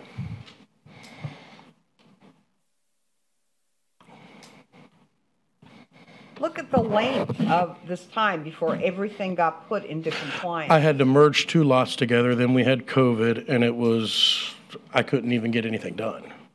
There was a year of that. I couldn't get the 2 lots even put together. So we imposed the fine on you starting October 8th, and the final compliance was May 28th, Correct. 2021, a full, No, what, 6 months? the fines. Months later. The fines started in July, I think. Is that the case? It couldn't have. It says order imposing fine of $200 per day effective October 8th, 2020. Okay, So it couldn't have started before that. okay. Then it says the compliance date. I was in compliance then, though. Except that you didn't have anyone come put you in compliance. If I can't get a hold of somebody to come put me into Well, I compliance, just then. don't believe that. It doesn't seem believable to me. I'm not No matter sa- what I believe. I get But what- I need you to explain to me better why you think Mr. Fitzgerald, Have you ever heard his voicemail? I don't need to be put in compliance. Well, no, I'm just saying his voicemail is he has 1 hour a day. And I get it. I'm not, but For putting people into you compliance, know, maybe. he has 1 hour a day to call somebody back. Madam Chair. if And I it's may- immaterial. If I Right? may say. Go ahead. Yeah, the electronic record shows that the permits were not filed until May of 2021. That would not have anything to do with the contact with Mr. Fitzgerald. Right. It was in compliance. Granted, ultimately, Mr. Fitzgerald was able to find him in compliance in July. So whatever issue you may have had may have been from May to July, but up to May 28th of 2021, that would have been just resolving his permit. And that was not done. And that ran, as you said, for six months and maxed out the I mean, lien. it was said earlier that you don't want to fine people. You know, look Well, at we're what not it- out to find people. Right, if but we- this is what's But when happening. people blatantly, I'm not blatantly I know. not doing this. I- I'm here. I've been here numerous times. I- okay. I've cleaned the area up greatly. I mean, you look at how that looked before I got there. That lot next door was full of homeless people. I mean, it was are we disgusting. talking about the lot, though? What are we talking about? It's all together It's now. all together? Yeah. So it's all one? I had to merge it all together. If I may, that's Go ahead, part of the please. problem that I'm having processing this, is that it seems that, like you just said, you've been here many times. Yes. And so you've been here many times. That's the problem that I'm having with trying to excuse. When the first time I was here, we were in noncompliance and we started going through everything that had to be. That was, like I said, right when the COVID first hit. Mm-hmm. You couldn't do anything. You couldn't get anything done. I couldn't get lots merged together because I couldn't even get into the county office. I mean, there was nothing I could even do. for months and months and months and months. I mean, it was 6 months of that probably. And then trying to get other things finished. And everything has been in compliance for a while, but I couldn't get those lots together even. So to get a permit. So. This issue, I would like to say the first notice for this issue was given September 9th of 2019, which was before Right. COVID. Correct. Which means the case started before that. There was time in which this could have been corrected by then. They received the fine in October of 2020 because they did nothing for a year, and I understand that sometime during that. I had multiple permits open that were being worked on. I understand that, and he is correct that the fence permit would have been finalized shortly after October. That would have been, I believe it was November 15th of 2020, but that was only one piece of all the things that needed to be corrected here. And that's why the fine was imposed, and that's why our position is no reduction. I just have a question. It's not directly. And I ask these questions. I don't understand. If there's $20,000 in fines accumulating. I didn't even know that this happened until I went to go pull another permit. Well, you were here. I've been here for 14 years. You were here when I had. Oh, I've been here multiple times, but I didn't know that I was getting fined until I went to go and pull another permit. Well, then you must not have been there for that hearing. I wasn't there. I'm I didn't even know that there was another one. I thought that when I went down and I had all the permits over and they were closed, I thought I was good. I think we're pretty clear when we issue a fine of what we're issuing.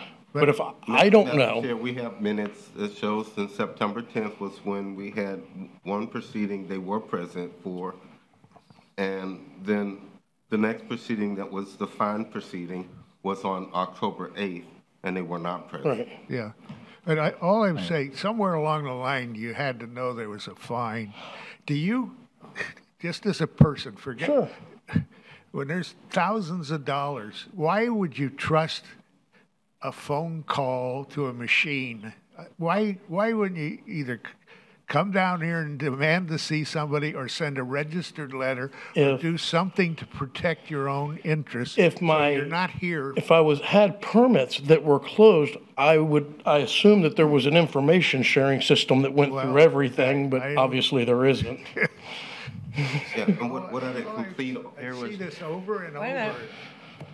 Go ahead. Yeah, what I didn't complete on that statement, Madam Chair, is on the September 10th, 2020 hearing where they were present, at least according to the minutes, it says that the board action was that Ms. Cundiff asked for a motion to amend the previous order of noncompliance, allowed respondent until September 30th to come into compliance or return to a subsequent meeting for consideration of a fine of $1,000 per day. See, and we were in compliance at that point. That was the September 10th meeting. That was what was ordered for them to come to the next meeting, and they did not come to that next meeting. Or be in compliance, which we were. Well, no, you can't just declare yourself in compliance. You have to have someone put you in compliance, and we're not going back to the old argument. I know what the argument is at that point. Mr. Harrington, would you like to finish what you started? I just bothers me that these things go on because you're not the only one. We've had it 5 times already today. Correct. This one didn't do that one. Why people? Because nobody can keep up with what goes on with everything in this building. That's why you write down every. There isn't a thing person you that say comes here to that can every keep up with single all of person. it. Other people have other jobs and stuff like that. So anyway, the We're question getting a lot is. of interruption. The question is, do we want to reduce the fine? Well, I think Mr. Reinhardt would like to say something. If I understand what Captain Lee had said, the fine was imposed in October of 20? That's correct. And is there a notice that is sent to the property about the fine being imposed? Yes, there's a I never received anything on that. Yeah, on the back it says you don't live in Edgewater anymore? No. Okay, did you put a Change of address? with the post office? No. Okay. Okay, that's your responsibility that They were delivering everything right to that address. if these were all your notices were going to Edgewater, where you applied, when you applied for. So for me to come to a hearing goes to that address, but if there's a notice that I owe money, it goes to Edgewater? I'm just showing you. Yes, because it's a lien. The back pages all show where they've sent the letters out and they come back unknown or not forwardable. those dates are. That's interesting. As I, you know that, like I said, for me to come here, I get a notice there, but for me to get, like I said, something that I owe money goes down there, Well, that doesn't make any everything sense. on here- This one for the quitclaim deed has your 501 Madison. So, I mean, there's, But all the information. the deed of it is the lien there. opportunity hearing one is going to Guava. Right, but why is the lien address That's the for address me? you put on the deed. Right, it's for me to Because go to it's there. on the Doesn't change where your mail goes. That- I understand. Deed. When you look up me, that property record says that address. It says 501 Madison, which I never Then you have received. to get that changed. It says 501 Madison, that's where I want it to go. Madam Chair. I'd like to call I- a question, please, because I think Mr. Harrington made a All point. right, hold it. It's his responsibility to follow up on his stuff and to make sure that he's got his permits. Instead of the phone, go to the office, register some mail or something. But to say you gotta chase me around because I lived here or I gave that address, to me, that's.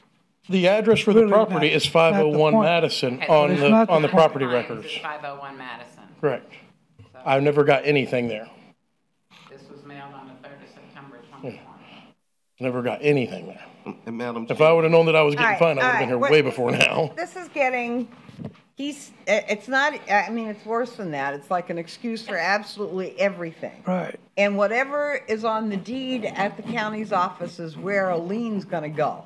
Which is 501 Madison. It should have never went to Well, Guava. because you didn't change it. It's, no, 501 Madison is the address on the deed. But that, lots To of send, to people- mail things there. Excuse me, lots of people have deeds and they don't live there. They own the property, but they don't live there. That is the mailing address for it, is 501 Madison. Well, your lien review request went to Guava. Right, and that should have went to Madison. Did somebody sign for it? Yeah, right. Even on their most recent permit, which is open and under review right now, he's still listed as the owner with the Guava address. That's what he's. I don't know how that, I mean, unless they But pulled you it off fill- of, You filled this part out at the bottom. You didn't look at the top to see if there was a wrong address? oh, I looked at the, But thank I you. like to call the question, I brought it earlier, I and it's would been too. overlooked. I've heard enough. What would anybody, what would people like to do? Are we going to reduce? Well, I want to make a all? motion to accept the city's recommendation. Which is to have no reduction of the lien. Is there a second? I'll second. All right, Mr. Gonzalez has made a motion, Mr. Robinson, the second, to impose a lien, not impose a lien, I'm sorry. To, a motion to retain the lien in its entirety. And deny a motion for reduction. I mean, that's it. Okay, I got it. All in favor say aye. Aye. Like sign opposed. Motion carries. I'm sorry, sir. Yeah, it's, like I said, That's it. you want to find people. I mean, you just said earlier, you don't want to find people, but you obviously But do. you didn't go through the steps.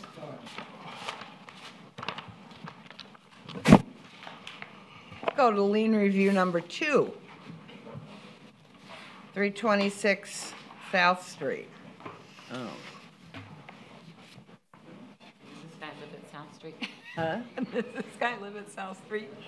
Yeah. Okay. Just checking.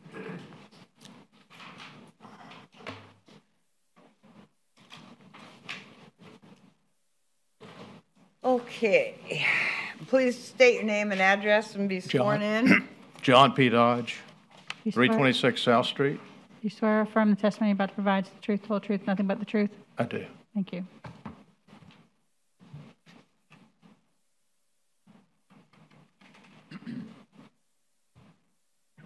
Okay, what's your recommendation?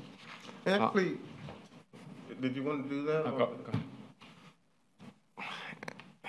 Actually, normally it's our preference, Madam Chair, it's a motion being made by the respondent as far as the request for reduction. Okay. And so they should probably be bringing their request to the board first. And First, respond before to that we, request.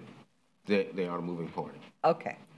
So we will hear from the respondent first as to why you'd like your lien reduced. Yes. I spent considerable money having the place cleaned up. Most of my time was spent up in Virginia where my dying mother was, and I had somebody that was looking after the property supposedly, and vehicles were bought in, things were done there that was not of my knowledge. Did not receive the original notice of need for compliance. And when I got back in April of this year, Mr. Clegg had come by and he'd said that there's a lot of cleanup that needs to be done. So I immediately went into action. I spent considerable money and effort to get everything in compliance. I had 3 neighbors that had bought their belongings onto my property. They were evicted. I couldn't get rid of them. And once I knew the situation, I got what permit I needed, got it final, and got rid of all the debris. Okay. All right. Let me ask you, How much is the fine? Is this the property where we had the big thing with the outlaws, where the chief parked the vehicle in front of? Do you remember, Mr. Clegg? Yeah. That's the property. I'm not sure he owned it at the time, but yes. No. Okay. I just tried. So that's been a problem property. Yeah. Yes. When I inherited it, it's actually 2 properties. And it had, it was decrepit, and I've been making attempts to improve it since I've been there. Yeah, we had 3 hearings to decide whether that was a clubhouse or not at one time. So I know the property. It was not in good condition when you got No, it was built in 1912, and it was pretty decrepit, and I kind of inherited it when I purchased it. You didn't live there. Yeah, I lived in Virginia for most of the time that this was going on. I was trying to employ people to fix it up, and when I came down, this car right there actually was just left there when I came back from Virginia. I had to have that towed. I've got tow tickets, and I've got a letter from American Family BioClean, where they came in, and I had 7 different people, and I had 2 different huge roll-off dumpsters come in. And what took you so long to get that done, to bring it into compliance? Because, again, most of my time was up in Virginia with my dying mother. I was taking care of her. Okay. My brothers had vehicles that they bought down and stored, and neighbors. I mean, I was just overwhelmed, really. Okay. So. All right, well, let's hear from Mr. Clegg. Okay. Yes, ma'am. The property was, the violation was signed for July 22nd of 2020, and it was also posted on April 29th of 21. City's recommending a no reduction due to the fact No reduction? No reduction due to the fact of the massive amount of outside storage and debris. And how long did it take them to clean that up? Compliance was July 21st, so. Well, the actual case was started the 13th. He was notified on the 22nd of July. So till July 9th, almost a year. Yeah, it's almost a year. Yeah. Again, to clarify, I did not get the original notice, but I did in April when I got back in town. The 10th of June, and the fine was the 9th of July, 29 days. No, it's a year. It was a year, June 10th of, From from notice. The lien was filed, but the notice was July 22nd. Was the final lien filed in 2021 or 2020? The lien was filed lien in was filed. 2021, in June of 2021. First notified in 2020. Yeah. So you bought this as a speculation that you were going to clean it up? Yes, yes. And then you just forgot about it? Well, no, I made attempts to clean it up, but again, with COVID, my mother was diagnosed with that. She eventually died of dementia. I could not get anybody back down that had actually stored a lot of stuff on my property or anybody to help me clean it up until I actually put this, it's a $3,700 bill on my credit card because I'm on Social Security. It's my only form of income.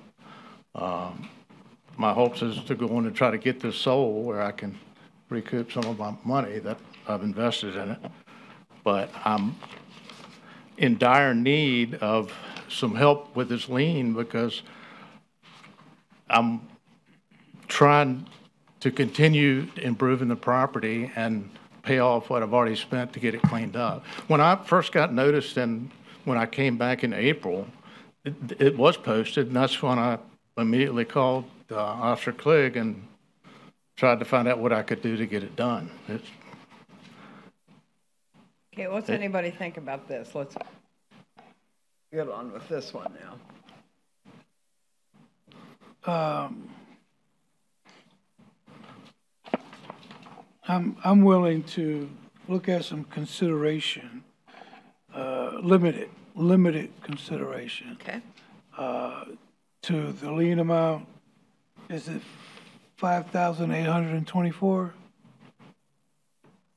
Yeah. I want to make sure I got the right number. The right number is Yes, the total. 5824. And I would be willing to come down to about 4824. You want to make a motion? Well, I would like to make a motion. Or would you like to just have a discussion? Well, let's discuss it Okay. first. See.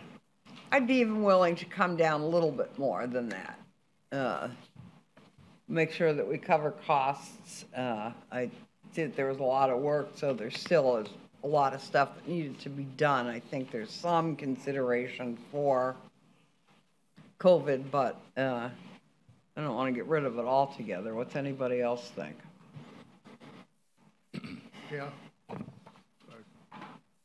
think 4,000. 4,000. So I would have agreed with the 4824. Okay. Well, then make motion. Okay. Well, I make a motion that we lower the lien amount to be paid from 5824 to 4824.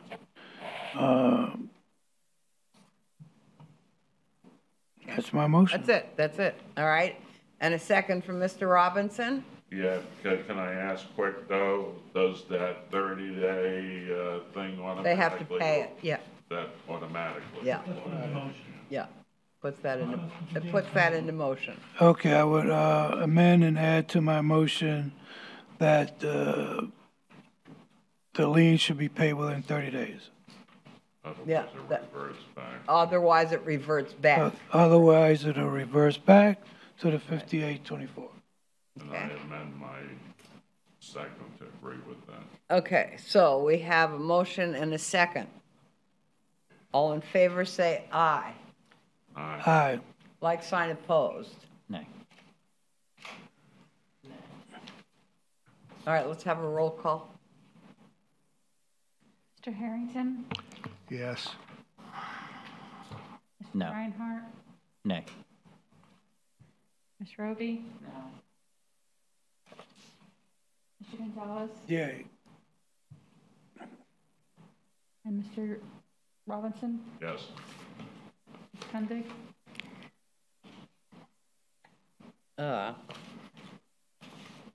Yes.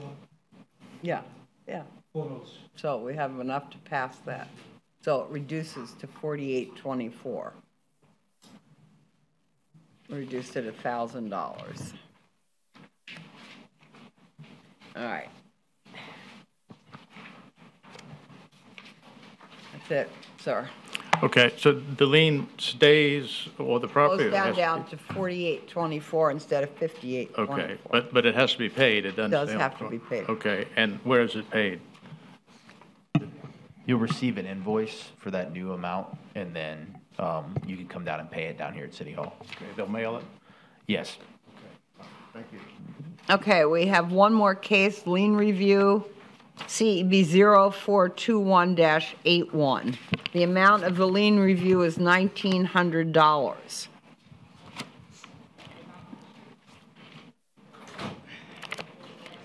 Why would you like your lien lowered?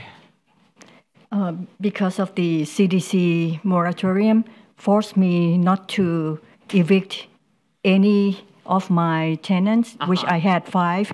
But in July, I could evict 3 of them, 2 of them, which they did not pay. And the governor allowed me to do it. And then I started on the 30th of June. And I was here on early July.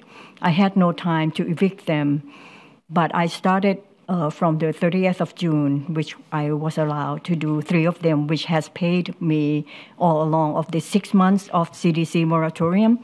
And that's all I had from 7 of my tenants. Okay. From 7, Yeah, I got 3. What does that have to do with the lien we placed with the? Because of the, when I tried to do the driveway, I called the city. The city said I could not do anything to obstruct. Why did you want to do the driveway? Because I was forced to do. That was the violation. Why were you forced to do the driveway? Dilapidated. Dilapidated.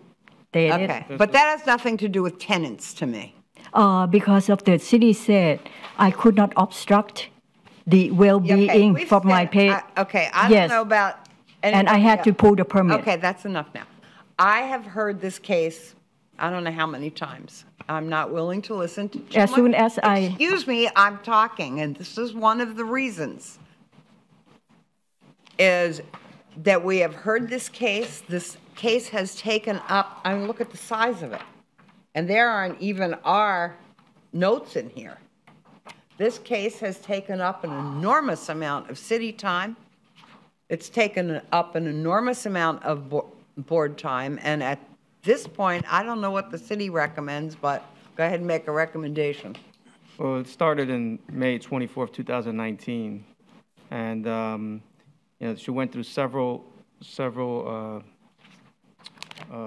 GCs, general contractors, and we actually, staff recommended a fine of no reduction. Okay? And there's still, so that stands. Yeah. Okay. Yep. And I have a question here, like, who's responsible, the tenants or the owner? Well, it's my understanding that the owner is responsible and not the tenants, but what I keep hearing is the tenants, the tenants, the tenants. So that doesn't help me to feel for the issue when the owner is the one that's responsible and not the tenants. Well, and while our time may be free, not everybody else's time is free in here.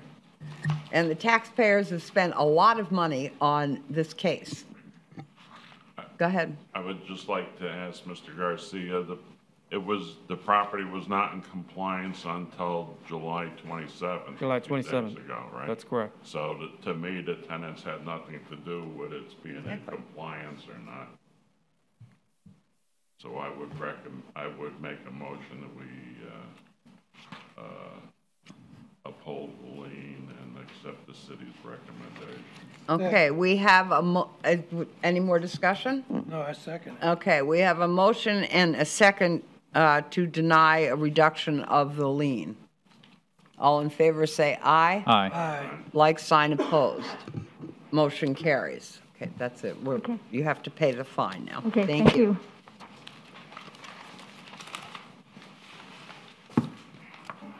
All right, is there anything else today on the agenda? I What, go ahead. I would, you know, it's not a big deal, but I think it would help. I would like to see the agenda go in this particular order. That I would like to see us do the reading reviews first, the old cases or the post-fine cases second, and the new cases last. It seems to go a little faster that way. I don't know whether I'm dreaming or not, but we used to do it that way. We used to do it that way, and it seems logical. We didn't have as many cases. It seems logical to do the old cases before you open the new cases. I don't know. How does everybody feel about that? I think the new cases are faster. Yeah. We can dispose of them quicker because there's less involved. Right. But I think the liens, that there's more involved, I think we should do them first, as you're suggesting. And part of it's you know, I'm tired by 12:30 or 1 o'clock, and I want to give us fair thing to. Yeah, the money's the important. I mean, because that's really important. Then we have the ability to find somebody, so it's really important that we give that. Not just fine them, but collect fines. I mean, tell them we're not reducing their lien. Yeah. Does it matter to the code people? I mean, I don't know that it matters specifically to us, but what I can tell you is that what you're requesting is the opposite of what the magistrate usually is requesting. So we try to stay consistent. That's part of it. You know, from a staff's perspective, the folks that are here a second time and the folks that are here for a lien review, they're here in this room because they caused themselves to be here. Actually, all the people are, but those folks had plenty of time to correct the issue. The people who are new in the room, you know, they're just like she's taking the approach of saying, hey, we're going to find you in compliance or non-compliance and then move through those as quick as possible. I think it's important for them to see the proceeding and how it starts and just move on. But we don't really have... We're just trying to stay consistent because when we start jumbling our agendas, it gets a little confusing on the back end for us. That's just our 2 cents. So. Well, the lawyer does it that way. That's probably a good reason to do it, to change it. But okay. Whatever you comfortable with, fine. I would just say I think that it's better to have the more complicated cases that requires more of our thought process to be first when we're fresh, and the easier cases that requires less. Right. Not that we don't give every case. Right. Exactly. That was always my theory. Yeah, we could do it whichever way you want, but this has come up as a point of conversation probably several times now. If we can just make a decision today, we'll make the changes. All right. Do you want other? It don't matter to me. I like the lien review aspect first, but I also agree with what Captain Lee said when the first time people show up and they see that process start. Okay, so we could do lien first, lien reviews, lien reviews new and then old. That's what I was proposing. Does that work for everybody? Is that going to mess you up? I think the biggest thing is the lien reviews first None of for them are everybody. gonna mess us up. We'll do it whichever way you want. Okay. Well, we don't want to mess you up. We want it to move smoothly and, everybody be on the. Usually lien reviews are last time we had none. The time before that we had one. This time was the most that I've seen since I've been here has been 3. Right. They are a little more convoluted. They do require a lot more attention. Right. I agree with what Mr. Robinson said and that doing those first, getting them out of the way, but on the back end, like I just said, I really agree with what Captain Lee just said as far as them seeing the process. Right. The people that have to return for that second hearing, wow, it could reach that level. So it just seems like it goes in order more. I don't. Okay, so what I'm hearing, if we're in line with what I was saying, I think we're saying lien reviews first, old cases second, and then new cases. So new cases have seen all of the proceeding essentially before. Is that? That's exactly what I was. Oh, lien, old, and new. What we wanted to do. Right, that is what we wanted to do. Right, I think you're all in agreement. I think that's going against what I was saying. Okay, I think we're all in that agreement. Lien, old, and new. I think what Captain Lee was saying is that the new people maybe could get in and out of here, and the old people that didn't fix their properties up should be at the end. Is that what you said? I mean, I like what you guys have just discussed. I mean, new folks can sit here and watch what happens if you don't. Right, that's- I got it. I see what you're saying. I see what you're saying. Yeah, Okay, that's yes. what he was saying about okay, that. that's what I meant. Yeah. I mean, like I said, staff doesn't really have, we've just never changed it for you guys because you guys haven't really made a decision. You guys have just kind of brought Or it up. in talked about it, conversation. right. Yeah. So, So let's make a decision. I don't know, Sarah, why are you here? I mean, you're welcome, but why are you here? Oh, okay. Oh, okay. All right, good. Oh, we Thank missed you. the case. Thank you. I hope you weren't waiting for a case. Okay.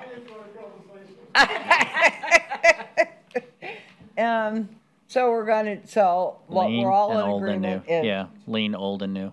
lean, old, and new. Okay, that's how we'll organize the agenda Okay. going forward All for right. you. Okay. Okay, so Just we're so all- you guys know, you guys were right on track pretty much with how long it took the magistrate to work through about the same amount of cases. So congratulations, that's a good job. on That's your good guys' because part. there's 6 of us or Right. 7 of us and there's 1 of him, Right, right? it typically takes longer for you guys to Yeah. get a consensus than one person, obviously. Yeah, we did okay today. Yeah, absolutely. I think I did a better job today of getting through the new cases. I didn't let them like drone on and on, which I felt like I allowed that too much the time before. That Well, I gave It's them. hard to get not drawn in. Yeah, exactly. The part that's worked for the magistrate and for you guys when you've done it is staying in line with the agenda, moving through the cases as Right, set and that whenever always possible. helps. And then the other part that seems to speed it up is asking people, do you agree the violation? Right, I mean, you see the violations, don't Yeah, you? And they most go, people yeah, well, don't we do do that. too, so, let's That move on. I am really in favor of that. Okay. Asking them, Yeah. do you agree with? Do you see it? Yeah. Well, do you see it is really, do you see that? Right, this is what we're looking at, do you see that too? Pictures speak a thousand words. I don't want, Because that's it. You consent to the violation. Right. You consent, that's it. right. Yeah, it's kind of like a plea. So Yeah. the first question that's typical in, with the magistrate and with the county is, do you agree that this property is a violation? Right. And to make that finding. We used to do that. Then the Yeah, next thing is okay, just well, ask we'll for the do it state. again. The only Okay. other thing I just wanted to mention, and just as a point of clarification, because we just didn't have a chance to talk about it at the time, but you guys seemed to have a little bit of confusion about the will fine. When we're coming and asking for your will fine, there are things that we think will most likely Right. repeat or have Right. repeated in past cases.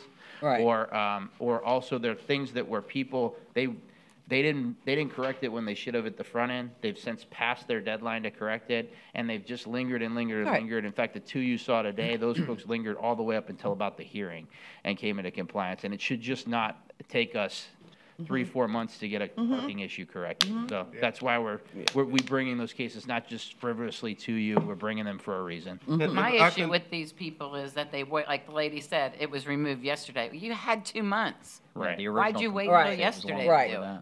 Right. But you can't say Yeah, that. yeah. If I could just remind you, though, with the whole issue of the will find is, it's really just, and I think to help Mr. Gonzalez and your question on it as well, it's really just a statutory finding of noncompliance that establishes the